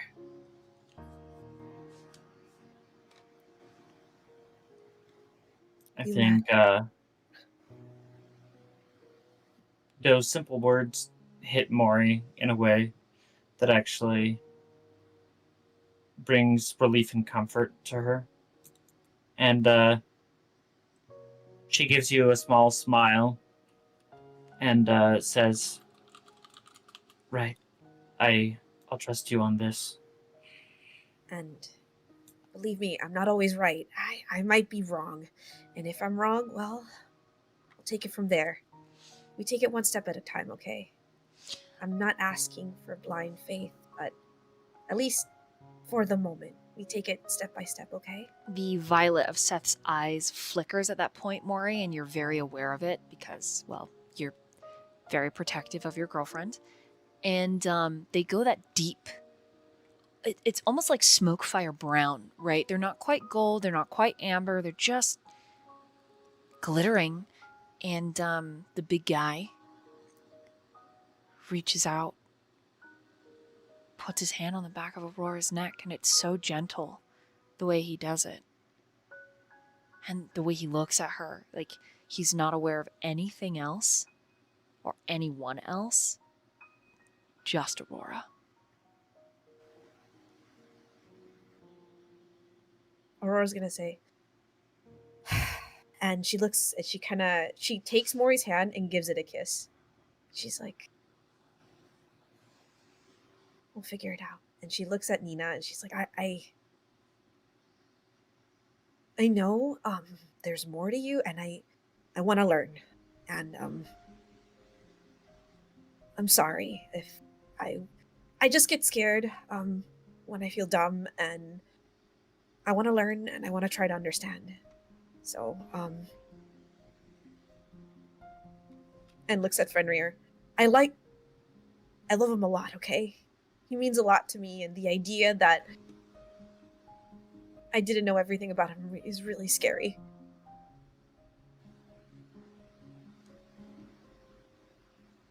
And that is very vulnerable. She's talking to Nina, and she's like, I know now that you can understand me, and I know we've only known each other for a couple days, but I care a lot about you too. And yeah. Anyways, I just want to let you know that, and that I'm gonna work really hard to make a place. If we don't find one, I'll make one for everyone, where we can be together, okay? And yeah. Anyways, Mori, do you think you could maybe look around for some clues with Nina? And I want to talk to Stone about something for a moment, just to clarify what happened and get an idea. I'll make scarce. And she kind of squeezes more, and she's like, I thank you for... Hmm? You're amazing. Thank you. Like, as it's this feeling of like she really appreciates that you're giving her space and that you're taking that trust. I don't know, it's just like this deep set of, it's like, you know, the love meter goes up a little bit, you know, goes a couple hearts. Because for her, it's like you're trusting her, you're believing in her, and that like means the world to her. Yeah, she just gives a slight smile back, and just in response says, "Trust, right?" And she nods. Trust. Just for now. Just for the moment. And we'll keep reevaluating the situation as it happens.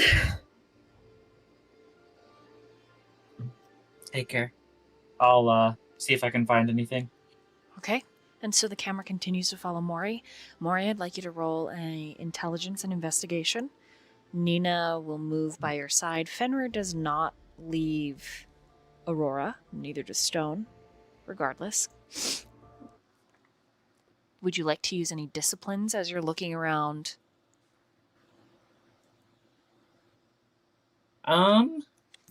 Well, let's see. I'm trying to be quick and efficient. So would celerity allow me to do that, or would it decrease like the scores that or the things that I roll for? So using celerity and trying to do it really fast would increase the DC you'd need to meet for the thoroughness of the investigation. Okay, then I think the answer to that is I'll turn invisible and I guess sense the unseen. Okay. So with your sense the unseen active now, I'd like you to roll your wits and investigation. Sounds good. It's investigation. Oh, that's all right. 1, 2, 3, 4, 5, 6. 6 successes. Okay. You and Nina search the entire third floor, and it does take some time. And you can find several things. You find, chief among them, evidence of a scuffle. A tuss, if you will. You find bullet holes.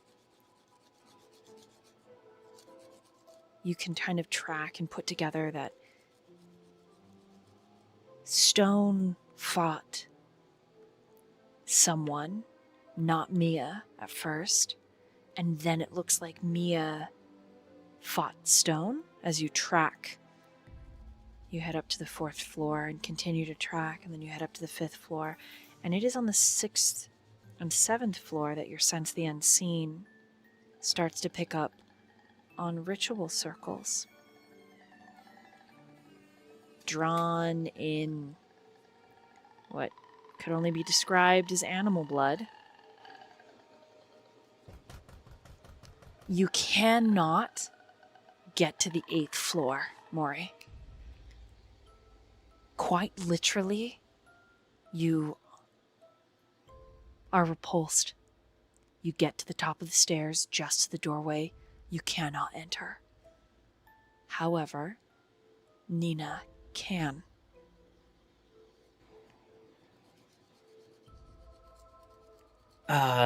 Nina, can you understand me? Probably not. It's a sniff that you get back. Right. I guess tell somebody who can understand animals to, what you find. I think whatever's behind the door might be important. Or I guess the floor. She sniffs. And then she does something that you've never seen her do before, Mori. She shifts. And you are looking at the equivalent of a wild woman. Not a stitch on, belly extended in the later stages of pregnancy.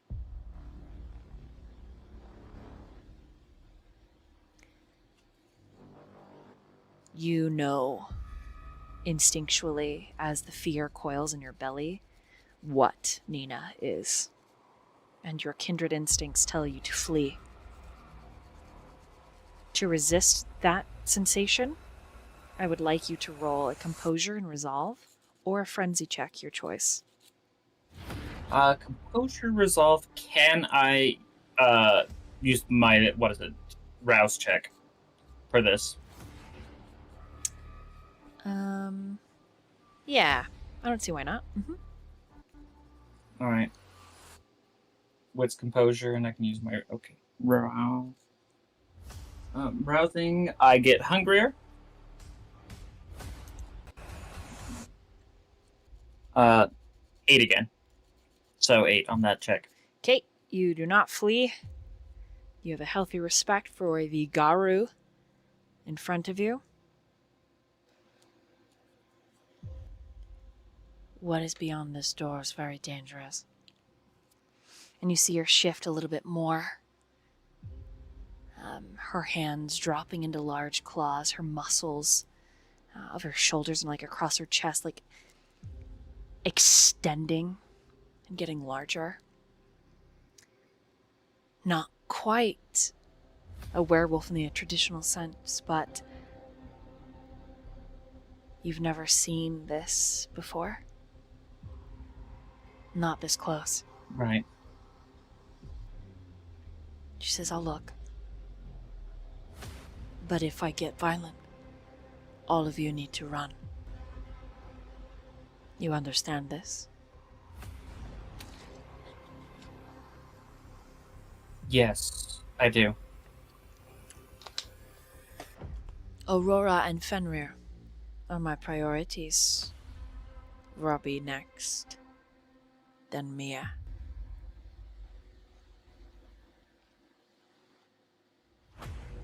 She gives you a nod, then she's gonna go through the door.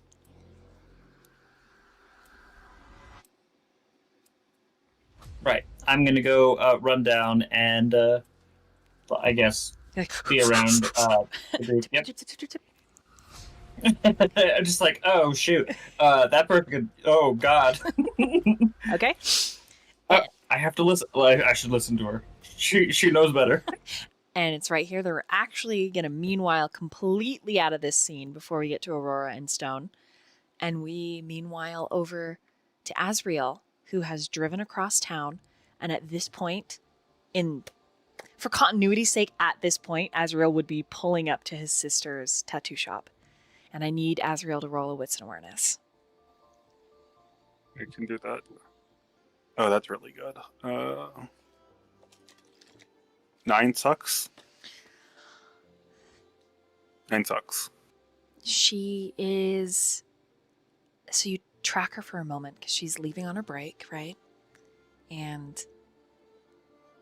she's got her backpack with her and her jacket on. And she walks a little bit down the street. And there's this 24-hour bakery. She's taken you there before.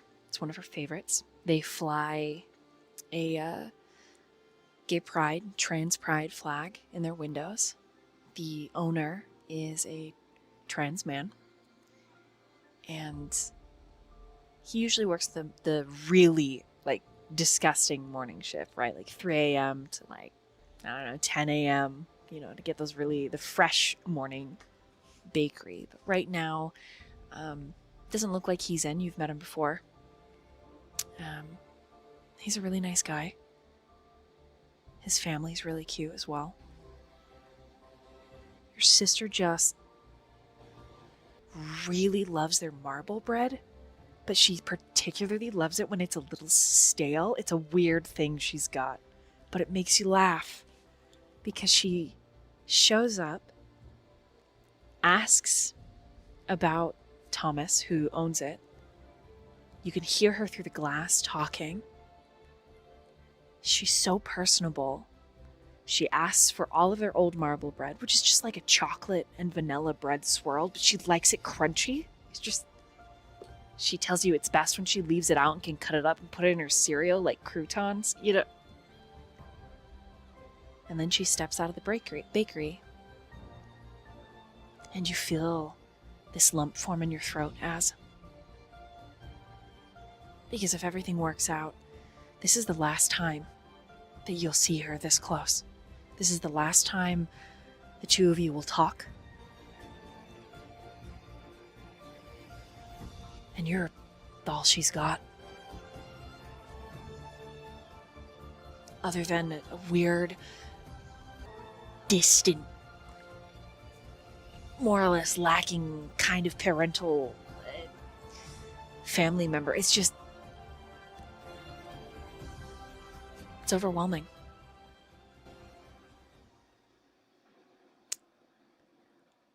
What do you do? Before I go to talk to her, I would like to talk to Thanatos for a second, Right? He has been using Whispers of the Beast. a good boy by your side this whole time.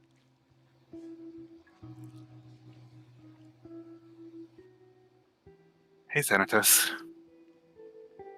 My favorite human. Hello. I'm really grateful you've been here by my side. I will continue to do so. I shall endeavor to be thereupon forthwith and forevermore. I need something from you. Name it, and it shall be done. I need you to look after my sister for me. Of course. I would be happy to. That's good.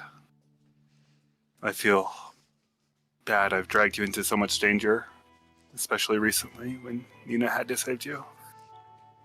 Miss Nina was most amicable. There's no need to worry or stress, Azriel. It is an honor to be by your side. Naturally, you will collect me tomorrow evening after I have babysat the baby, yes? I think I want you to keep an eye on her for forever for me. His ears flick back. I don't think I'm sticking around. Why ever not? I made some mistakes, and this is the price of moving forward. I do not understand. You are my best friend. Forever You are my best friend. is a long time. Did I do something wrong? And now you must separate with me? No. You did nothing wrong. I'm the one who made all the mistakes.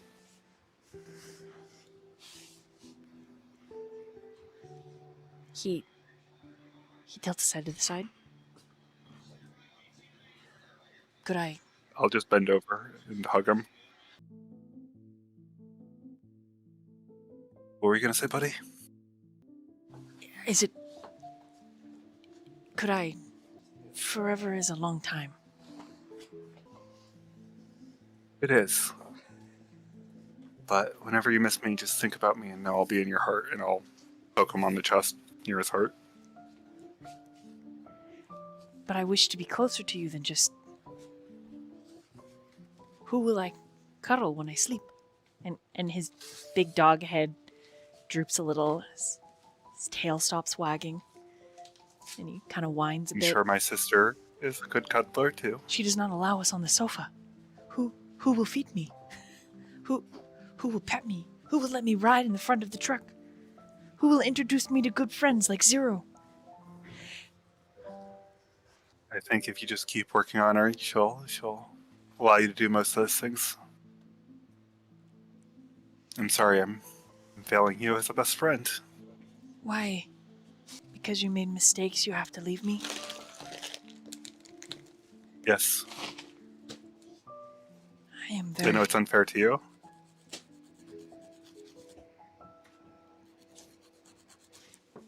I am sad, Azriel.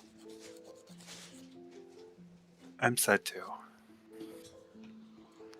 But I feel better knowing you're looking after my most treasured possession.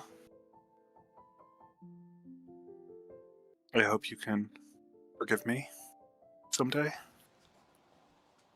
Could you take me with you? I can't. I'm sorry. Not ever? Not ever. I'm sorry. And he starts. Tears are gonna start rolling down Azriel's face at this point. Thanatos starts to cry. Come on, we gotta go talk to my sister, and I'll wipe the tears out of my eyes. He's just very sad, very slow. But you've said I was a good boy, and that I have. But now You're the best boy, and I love you the most. But now you have to leave, because. So I am not good. It's my. No, you're. I'm the one who's not good. And he just sits. He sits and he doesn't move forward. Please, buddy, I need you to do this one last favor for me.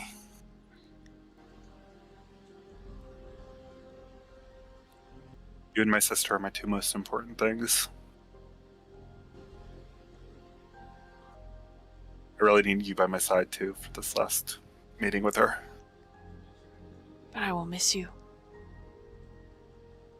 I'll miss you as well.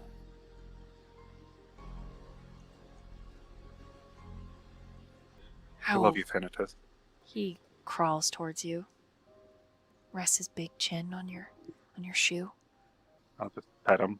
And he says, I will miss you. And I love you. Azriel just nods, gulps back a lump in his throat, and he'll move to go into the shop and try to sit with his sister. So you move into the bakery where she's paying for the marble bread. Mm. Thanatos Yep. is laying outside on the sidewalk, refusing to move. The bell, ding, ding, ding. The nighttime worker and your sister turn. Your sister, it's a mask of confusion and then delight. And she says, "Hey, you look a little pale. You okay?" I'll go into more detail when we'll finish up what you're doing in here. I needed to talk to you in private. Okay. She looks a little panicked, a little worried. She hurries, pays for the bread, gets packaged up. She takes it. When you step outside, Thanatos is waiting. Gabriel, you're scaring me a little bit. You okay? Is everything okay? The two of you have moved out under the light of the lampposts on the street.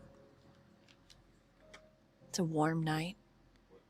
You can smell just the kiss of ocean on the wind. Azriel looks to try to find the words of what he wants to say. She just hugs you. Um, The moment you start stuttering and pausing, she hugs you. I don't know what's wrong, You'll but actually- I can tell it's something. You can talk to me. Or we could just go do something. Do you want to, we go for a walk? We could, He's gonna slowly just reposition her head to her ears right up next to his chest so she could hear where he should be breathing, his heartbeat should be beating, and she's gonna hear that he's not breathing, the heart's not beating. let me make a roll. So she Could does I not. roll medicine to help her? No, because she doesn't. She's so Okay. concerned about how you're feeling that she doesn't. She doesn't pick up on it. When she pulls away, she's looking up into your face. What's going on? I'll reach out my hand, beckoning her to put her hand in mine. She does. I'll pull it up to my chest and press it against there in a poignant effort to make her realize. You broke up with your girlfriend? She's still not getting it.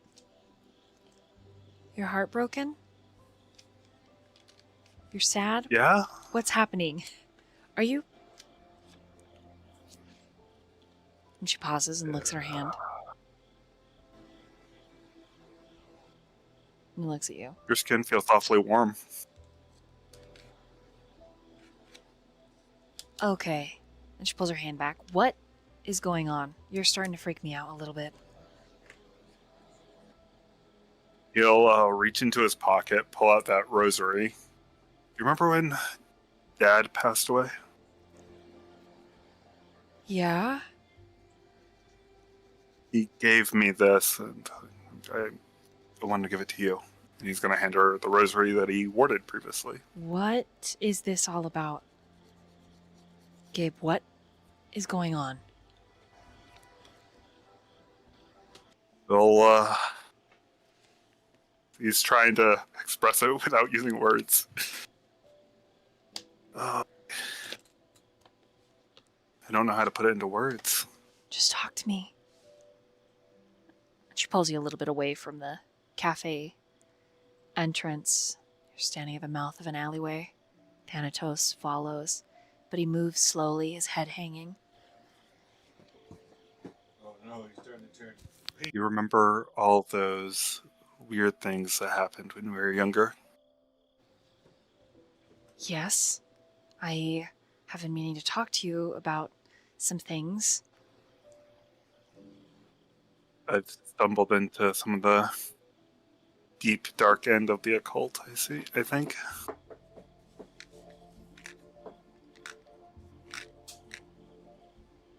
You didn't notice, but listen, feel my heart, he tells her. Okay.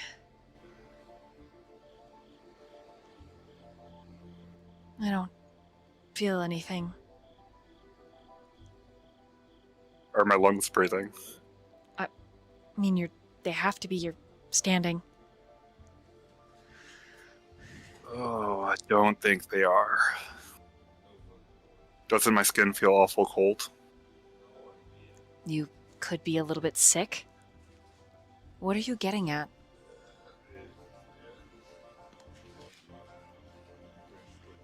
I think I'm dead. She punches you in the shoulder. Uh-huh, sure, okay. Not funny, Gabe, not funny. I'm not joking.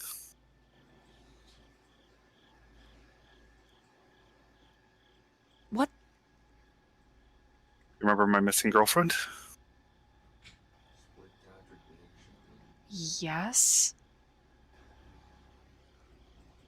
He was some sort of monster and decided to turn me into one too, and he'll flick his tongue between the two fangs, What? showing her. She, steps back, going pale. This isn't funny anymore. Have I ever been one to tell jokes like this? This isn't funny, Gabriel. This... What are you... Of course it isn't. She takes a step back. Thanatos whines. I need you to look after Thanatos for me.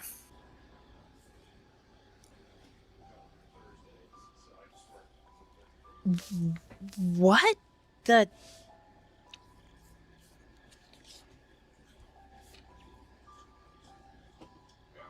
Okay, I'm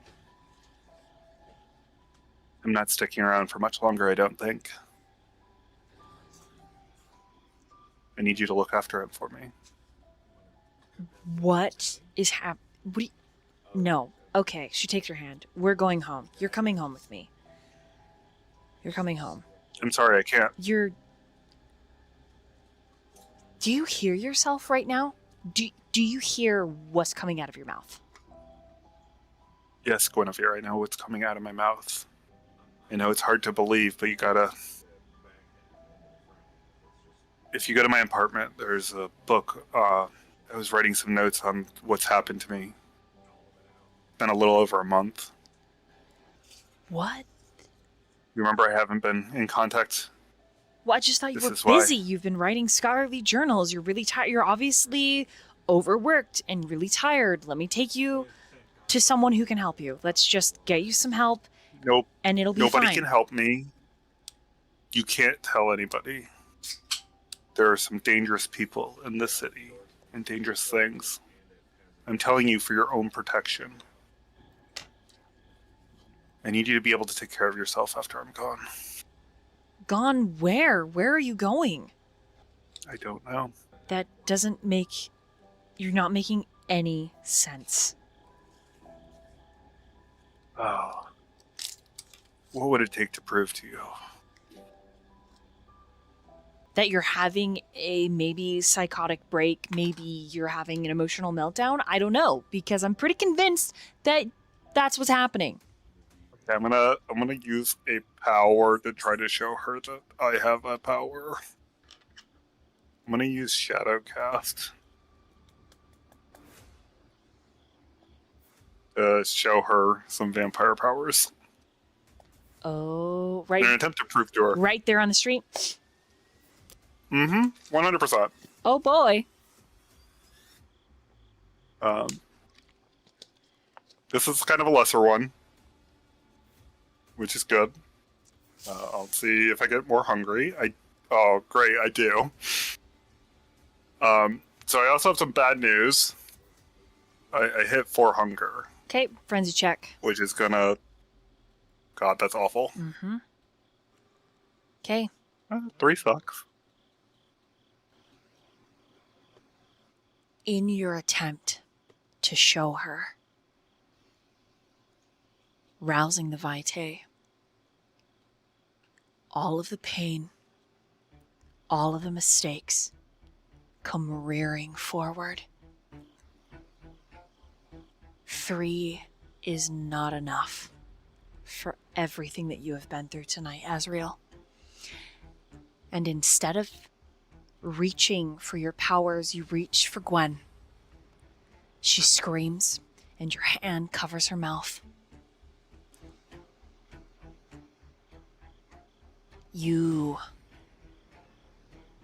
are so starving. You have one roll to make, and you will make it on roll 20. If you fail, Azriel will pull Guinevere into that dark alley, and he will drain her.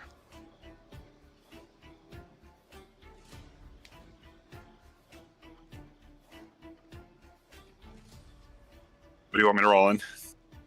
You will be rolling your composure and your resolve.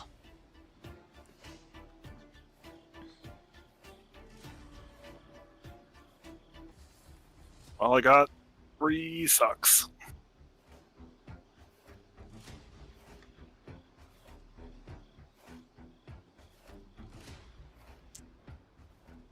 With 3 successes, as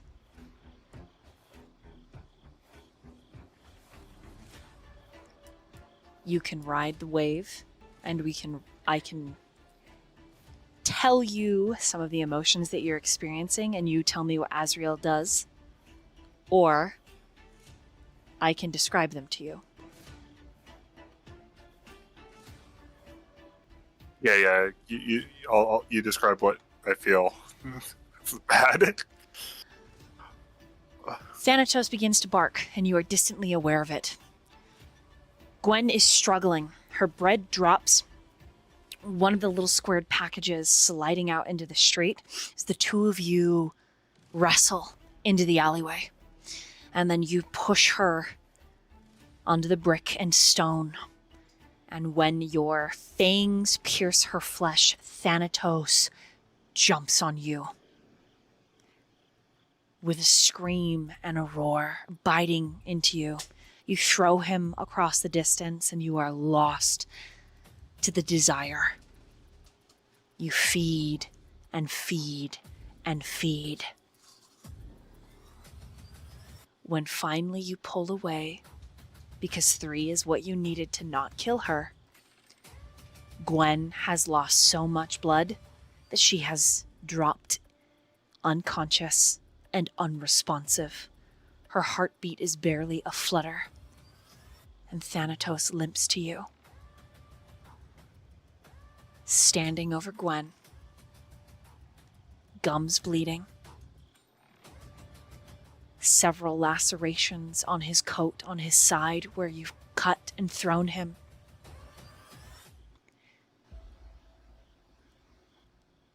And you realize what you've just done. Shit. He's gonna try to apply first aid to save his sister. You hear ding ding ding Now ding that he's ding. The shop owner. Everything okay? I heard someone screaming. Not the shop owner, the... Oh yeah, no, it is Thomas. Yeah. Yeah. He lives upstairs. Yeah. Azriel's not gonna answer. He's 'Kay. going to Three to people supply first aid. come around the mouth of the alleyway. One of them gasps, "Call 911!" And Thomas rushes to your side. "What happened?" "This looks like some kind of animal bite." And his eyes narrow on Thanatos, who begins to growl. Go ahead and roll an intelligence and medicine. This is really bad. That's a crit. Crit plus 3 sucks. Okay? She needs a hospital now or she's going to die. She doesn't have enough blood to sustain her. You've taken too much. I'm just gonna take her, tell Thanatos to get in the back of the truck, and I'm gonna rush to the hospital. Okay? As you try to move her, someone grabs your arm and is like, "Hey, maybe you shouldn't move her. She's injured. Besides, it looks like she was attacked by that dog. Look at I it." will punch him in the face. Okay. Okay. Go. It's going bad. Okay. That situation going bad. Because you are still coming down from all of your frenzy and attacking your sister, you do not hold back. I need you to roll a strength and a brawl. Oh, lovely. That's a messy crit for 7. The owner of your sister's favorite bakery, at least you think that this is Thomas. When you punch him, your fist goes through his face. And the other two scream and break away for a run. I'm killing both of them. You put Gwen down, It's bad. you go after him. Mm-hmm. Real quick. Okay? They go in opposite directions.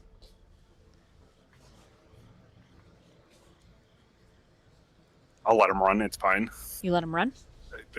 Yeah, I'll let him run. It's... God, Okay, both of them run. One of them is on the phone with 911. There are more people.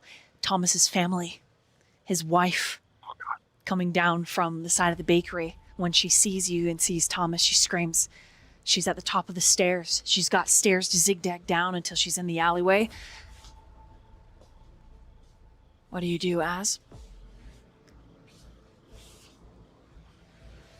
I'm gonna use a power really quickly on the corpse, and then I'm just gonna run. Let somebody else save my sister.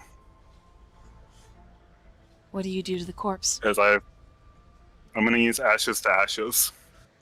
Okay. Gotta protect the masquerade and all. And that causes Really? the corpse to like rapidly decay. Mm-hmm. His wife watches you. She watches your power descend from your hands, eating the mutilated body of her husband. And then you run.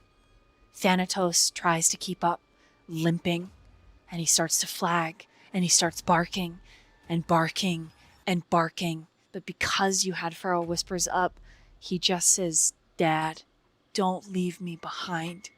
I'm a good boy. I'm right here." I'm going back for him. You double back and you grab him. Yeah, I'm grabbing him. I can't leave my boy. Okay. He's injured.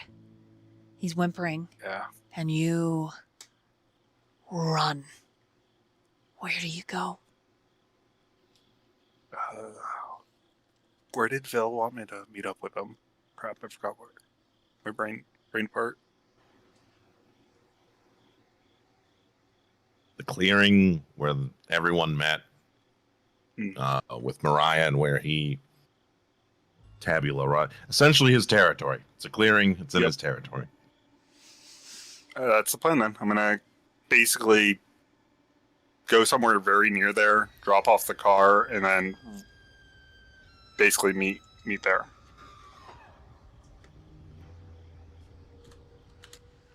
You are filled with bedlam and panic. Mm-hmm.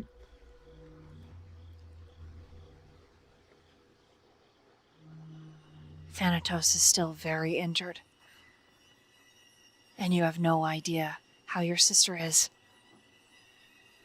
But you know you killed that man. Oh yeah, it's definitely my first kill. I am devastated. Lose a point of humanity. And I would like I you also to roll. take a stain for the... It was another stain, so it's 1 point gone.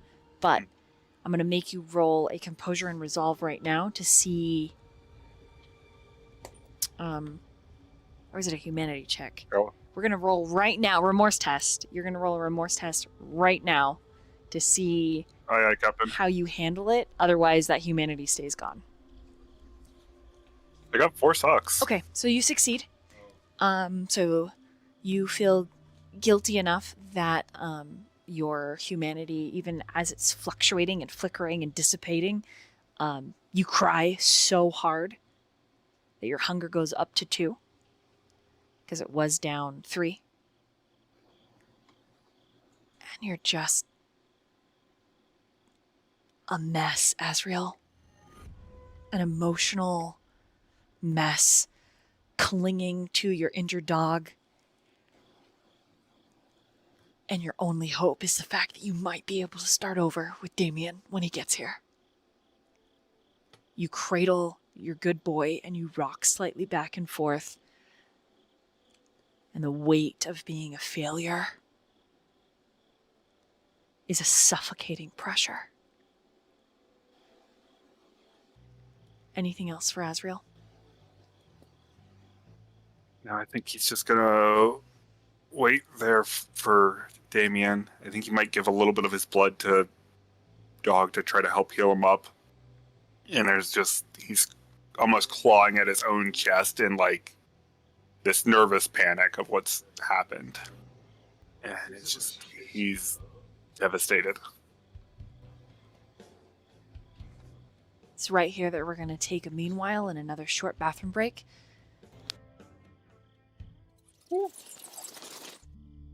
Okay, and we are back. And we're going to meanwhile across the way to Aurora. Mori has since moved off. Damien's having his moment. You have no idea what's going on with Azriel. What a time to start roleplaying. So first, Aurora, she bends down and kisses Fenrir's head, and she looks him straight in the eye, and she's like, "I love you no matter what. Everything is, but I hope someday you'll tell me, or we'll get to know each other better. I don't know, but just know I love you, okay?" He yips a little bit. Kisses his head, kisses his cheek, and and then she looks at Stone and she's like, "All right, this is what happened with Azriel," and kind of like fills him in on everything, and up until that point, and then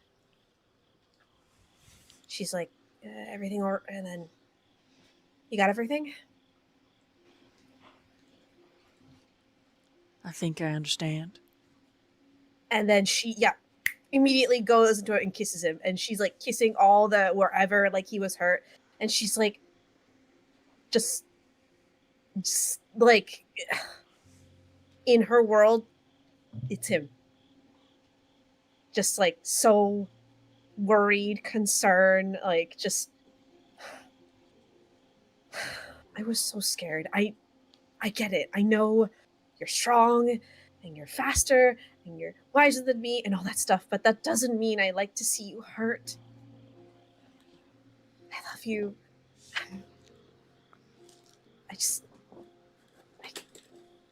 don't want to see you hurt. I'm gonna protect you. Please stop running into danger as if... I'm glad... God, if Mia had done anything to you, I just... And she is just looking into his eyes, her heart wide open. I always found it interesting how much you care. We all find it quite curious. The deeper you care, I know. the more you learn, because the more pain you're capable of bearing. A part of her heart, like, she looks crestfallen, like something, you know. You want to know why I care so much? Why you mean so much to me? Because for a month I was all alone trying to find the answers. And then you came into the picture and it's like you lit a small match in a room. And things started to become a lot clearer, a lot more understandable. But yeah. She takes a step back and just holds her arm. Yeah, you're right. He watches you with interest. And when you withdraw from him, there's only curiosity. And he says, very likely Azriel is going to die. You know this. She nods her head. He nods once. And then he wraps an arm around your waist and pulls you against him. What do you really want to say to me? Can I try something? Yes. She's gonna try, so she's gonna hide. So first of all, she's gonna arouse the blood Okay.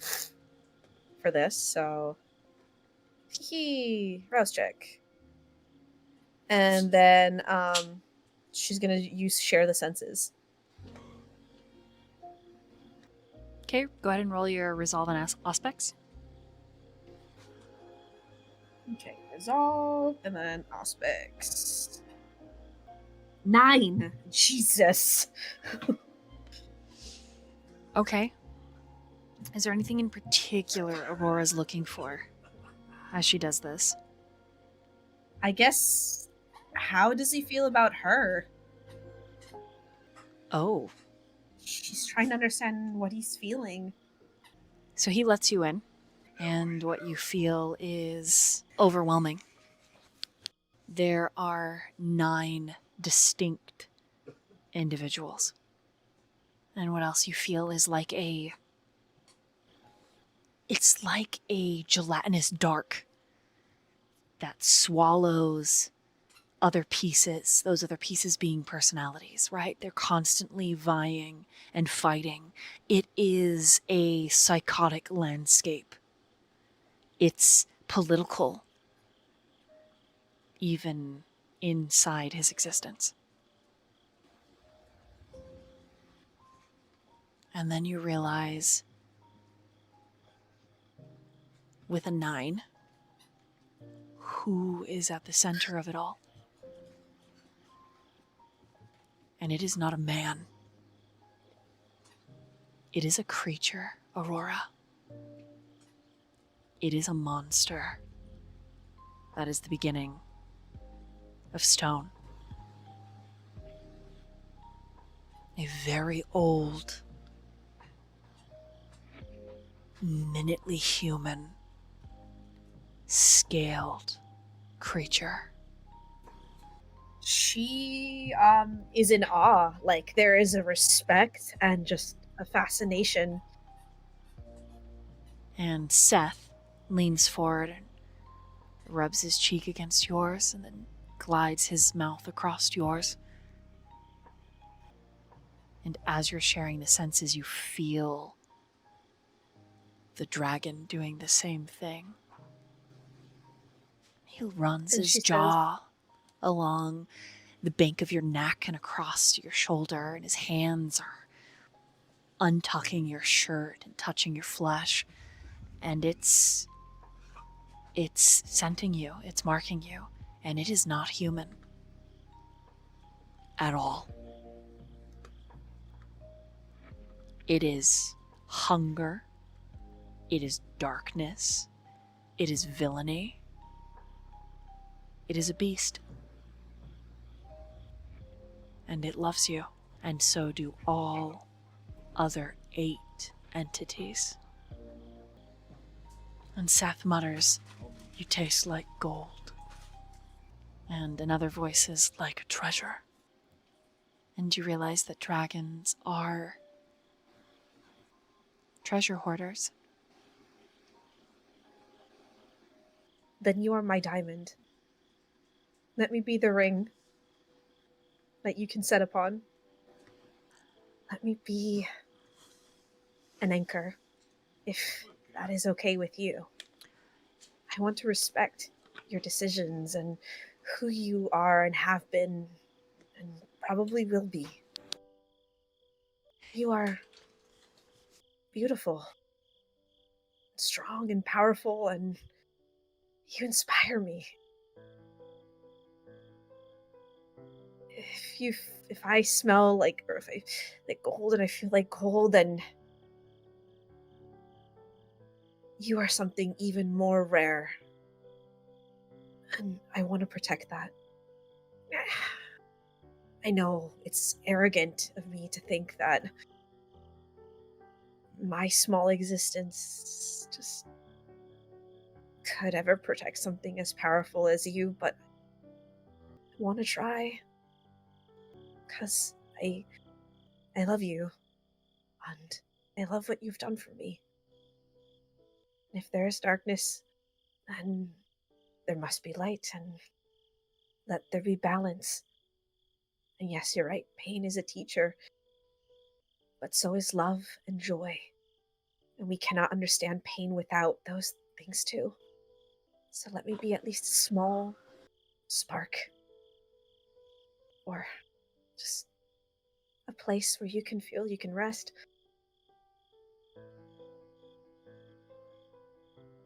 Let me make a place for us.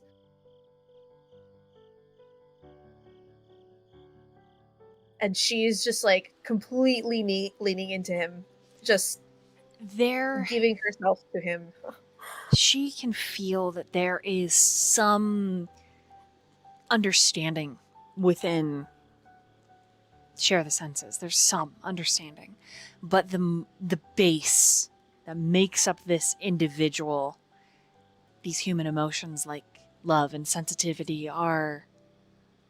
they don't exist. What the creature understands is pain. Fundamentally. Exquisitely. The creature pushes into your mind the moment it flesh crafted the womb tattoo. And it was pain for you, Aurora, and ecstasy. And the creature loved that, but not in the same way that you love the man. This creature is incapable of that kind of love. Too old, too obsessed. But in its way, in its existence, it is loyal to you. The tattoo wards off other ancient kindred. And then, as easy as if it is just blowing the seeds of a dandelion away, the Share of the Senses is cut off at the whim of this creature. And the eyes flicker a multitude of colors before settling on a beautiful, deep obsidian red. The bone structure in the face seems to change. The flesh paling out from this bronze tan to something more dead, The lips crack ever so slightly and begin to bleed. And those veins that look like blood on the cracked mouth proceed outward all over the skin. It's almost beautiful, Aurora.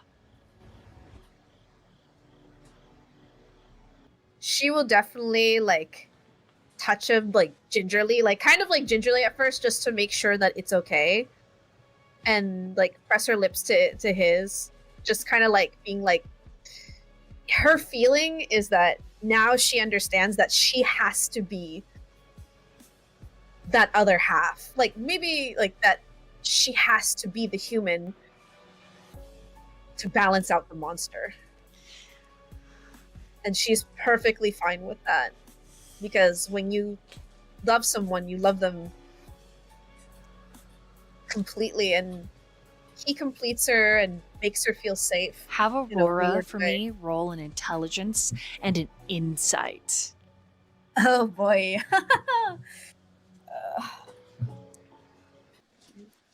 5.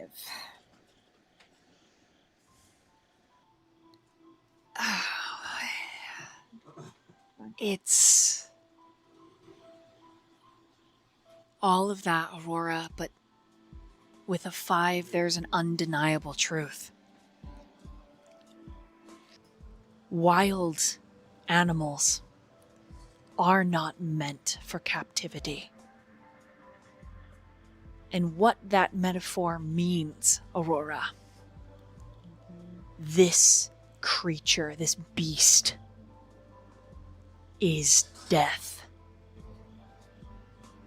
Humans are no more than cattle, a means to an end. The masquerade is a game that other creatures play. This is an apex predator that has diablerized time and time and time again. This is a being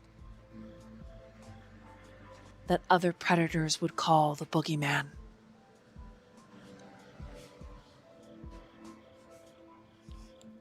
A force of catastrophe and cataclysm. It is not a matter of keeping this creature in line or being its other half.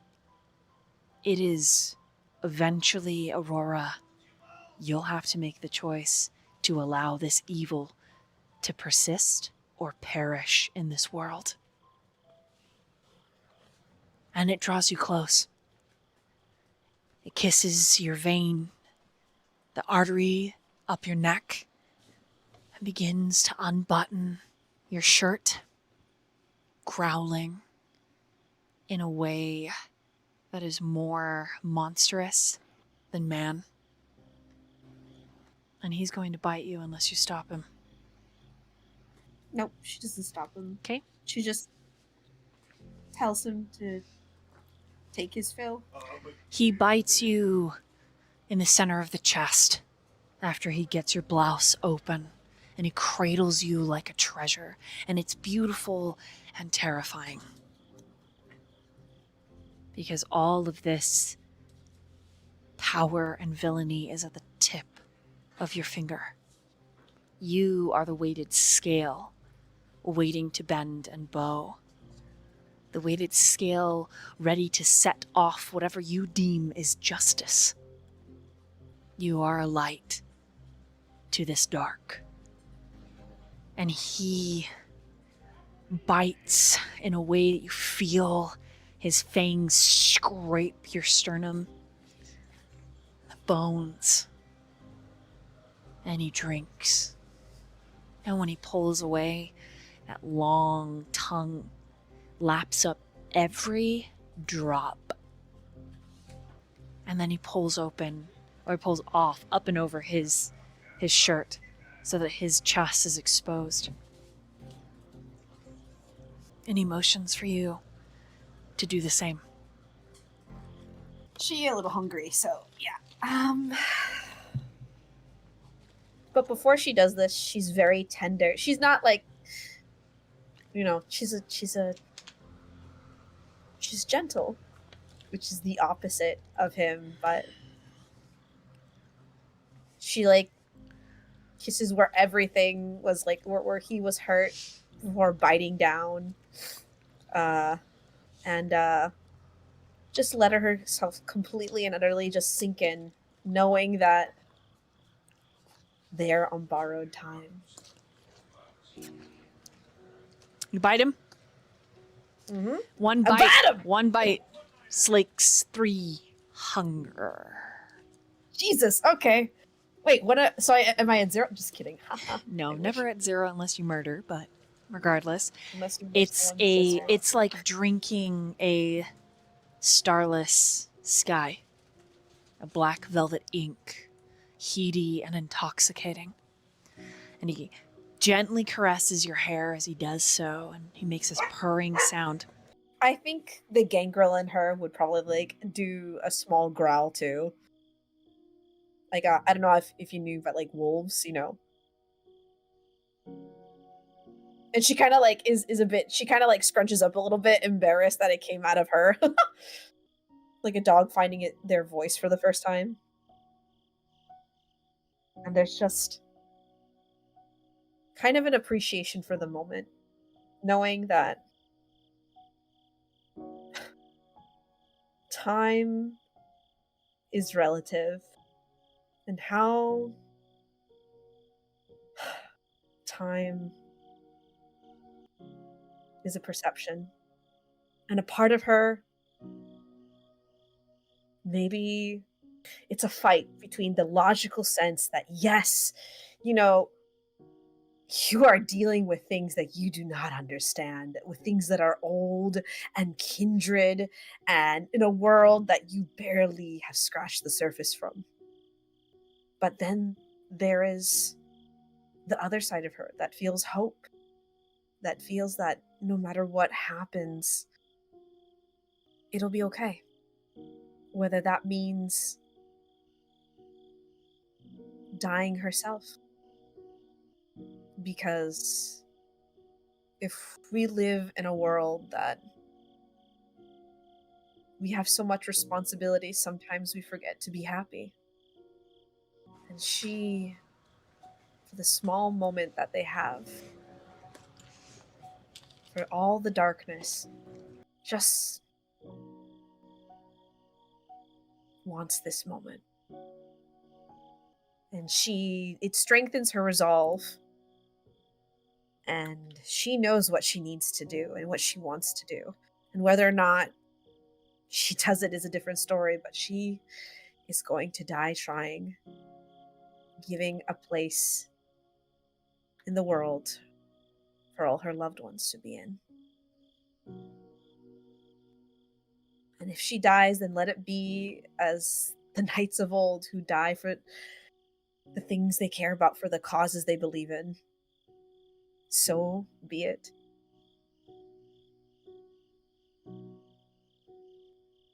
No one lives forever, after all. But you at least can do what you can with what you got. And there is like that emotion that she is gonna hope until her last breath. At the face of all her head and logic and everything that is stronger and more powerful and bearing down on her, she is going to face it all with her head held high. And she's going to protect the things that she cares about most. And in that moment, she realizes that's Stone, that's Fenrir, and that's Mori. It's Nina.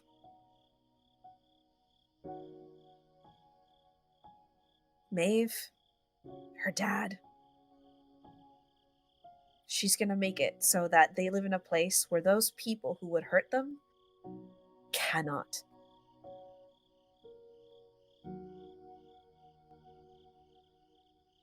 And she just, as soon as she finishes drinking, she kisses him so deeply. Like all that resolve just being pushed through. And she thinks of whiskey and that night under the stars. And she says, "You are an ocean of stars, my morning star."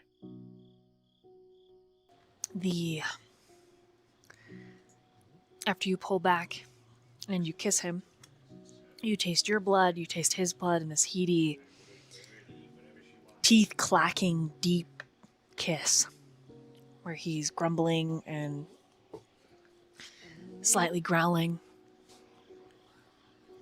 And so this kiss is incredible for you, Aurora. And it's meaningful and it's beautiful. And as you pull away, the part of you that is human identifies so strongly that if you ever try to leave this creature, it will destroy the world to get to you. It is cataclysm. It is chaos, and it is raw.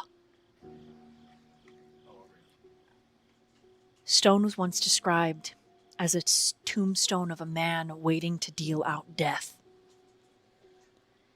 In this moment, after this kiss, you've tasted it.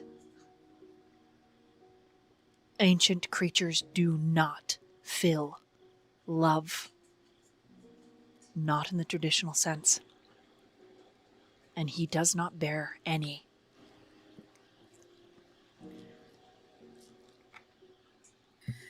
Well, good thing she's not a traditional girl. And he speaks. He explains. He believes the kindred that was watching the coterie going, the pack, he calls you a pack, into Elysium, was an orange-eyed kindred that he believes used to be a part of his pack.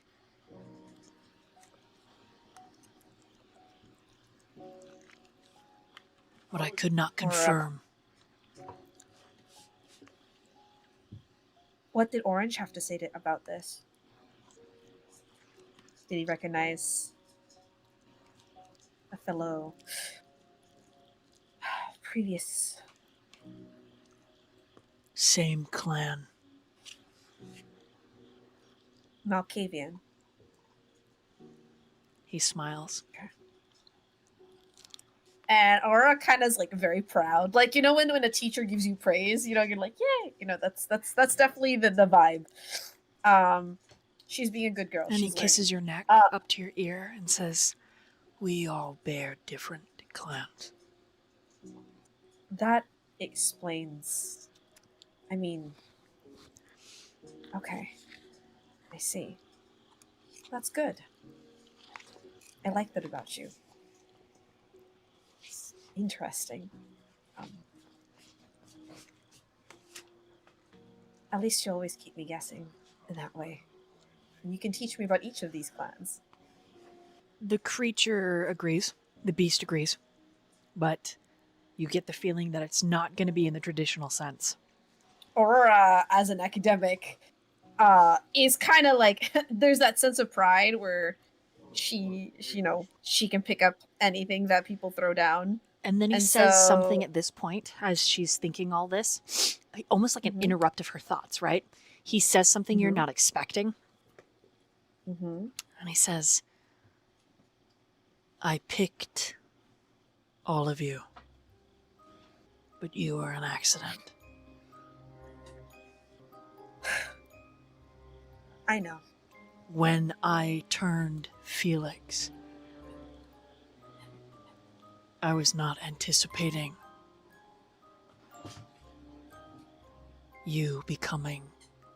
And he's looking at your face like you're a treasure, his thumb roaming across your pillowed lips, his gaze just drinking you in.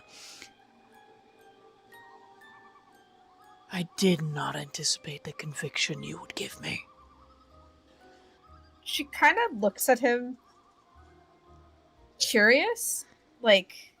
And you remember what you remember Felix from the very beginning of the campaign, and how Stone said he left to go take care of things, like Azriel left. But you distinctly remember that Felix didn't know who his sire was. So, Felix was your childer then? He nods. I see. He kisses your forehead, That's why you... your cheeks. Then how did I end up entangled in all this? If I was just an accident. You all answered the call. And, he touches a shadow near him, and it wiggles like gelatin. Ooh, this is very interesting to Aurora. Is this another side of you? And she goes to touch the shadow as well. It feels like gelatin. Like- Whoa. It says, Eugenia found you for me. Um, And then when he pulls away, he doesn't even look like Stone anymore.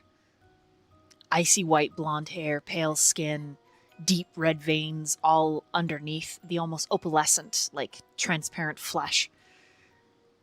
His eyes are black like a shark's. But when the moonlight hits them, you see that they're actually red. He doesn't look anything like the man you've come to know. And he grins like he's got a little secret for you. And there's this feral, unhinged, just very unsound mind. You can see it in his expression. You can feel it as he pulls you closer. And he chuckles. And then you hear the emergency door of the stairs open, and Mori comes sprinting out of it. At the same moment, across the way, Mia and Damien make an appearance. And Mori calls to all of you.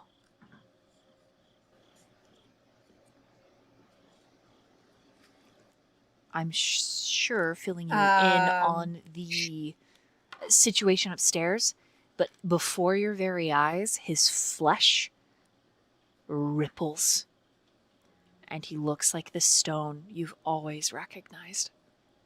Chestnut-colored hair, bi-colored eyes, deeply bronzed tanned skin, tattooed, pierced.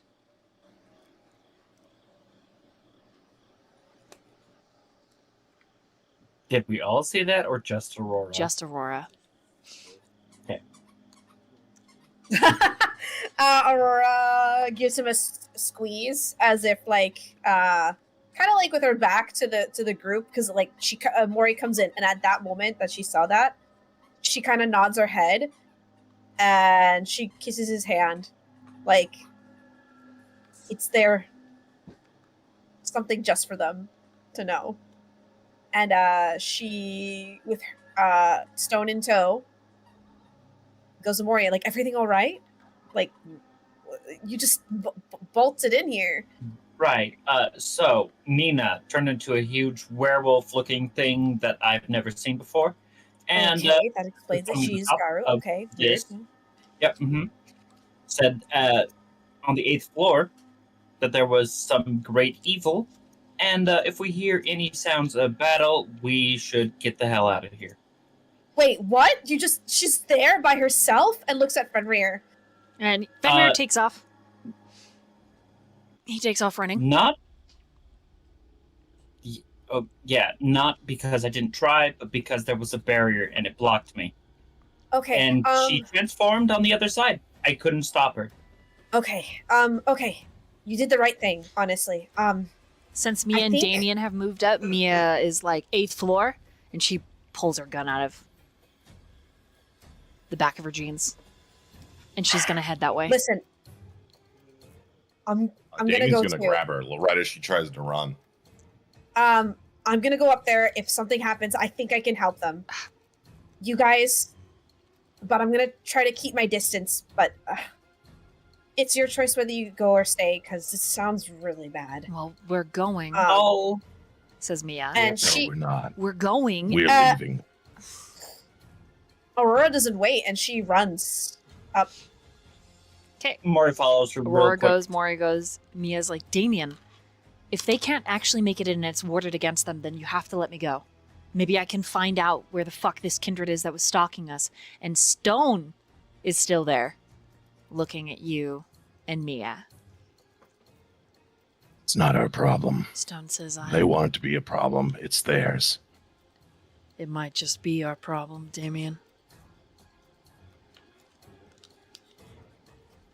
And he explains to you about the kindred with the orange eyes that was watching at the hotel room.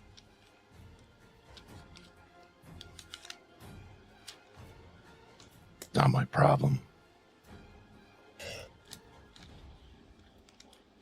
Me, Robbie, and Mia are leaving. Good luck. Mia is actively pulling against you.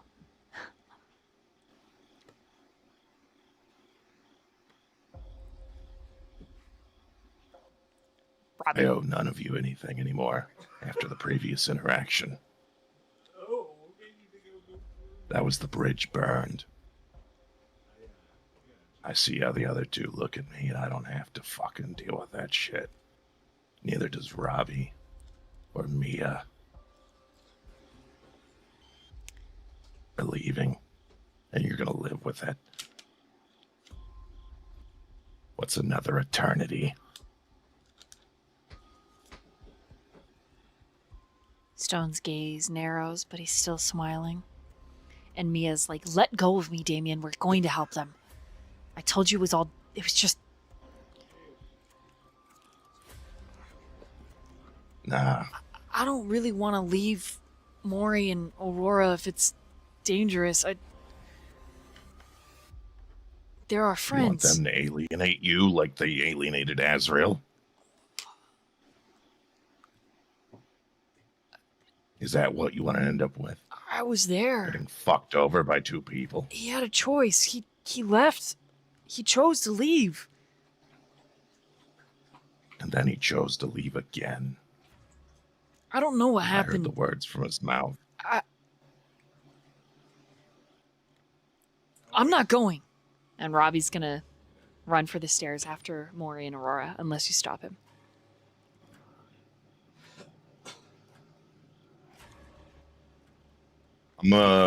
Before he can even break, like, eye contact, I'm gonna use Mesmerize. Okay.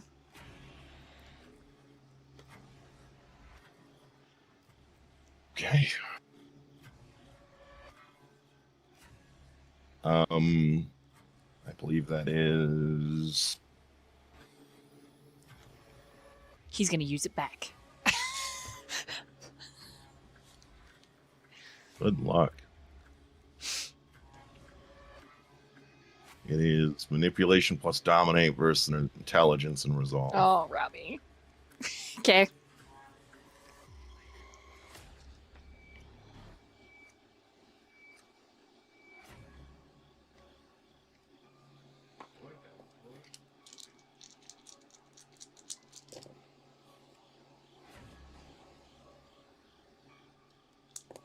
He's using a willpower. Yes. Okay. All right. What'd you get? You want the roll against him or the roll I'm putting on him? Rerolling. He's not gonna use it back. He doesn't know quite how yet, but you're gonna do your manipulation and dominate versus his intelligence and resolve. Well, and you beat 10? He got a 5, which is as high as he can get, other than criticaling. So, man, he resists you. You're proud, Damien, but he succumbs. And Mia's like, just "What are looks you him in the doing, eyes. Damien?" And she like shakes you. Like, we're leaving. What did you do to him? I did something that wouldn't get him killed.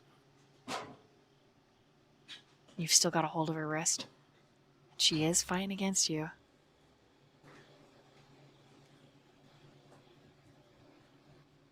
You really think it's worth risking your life to help these people?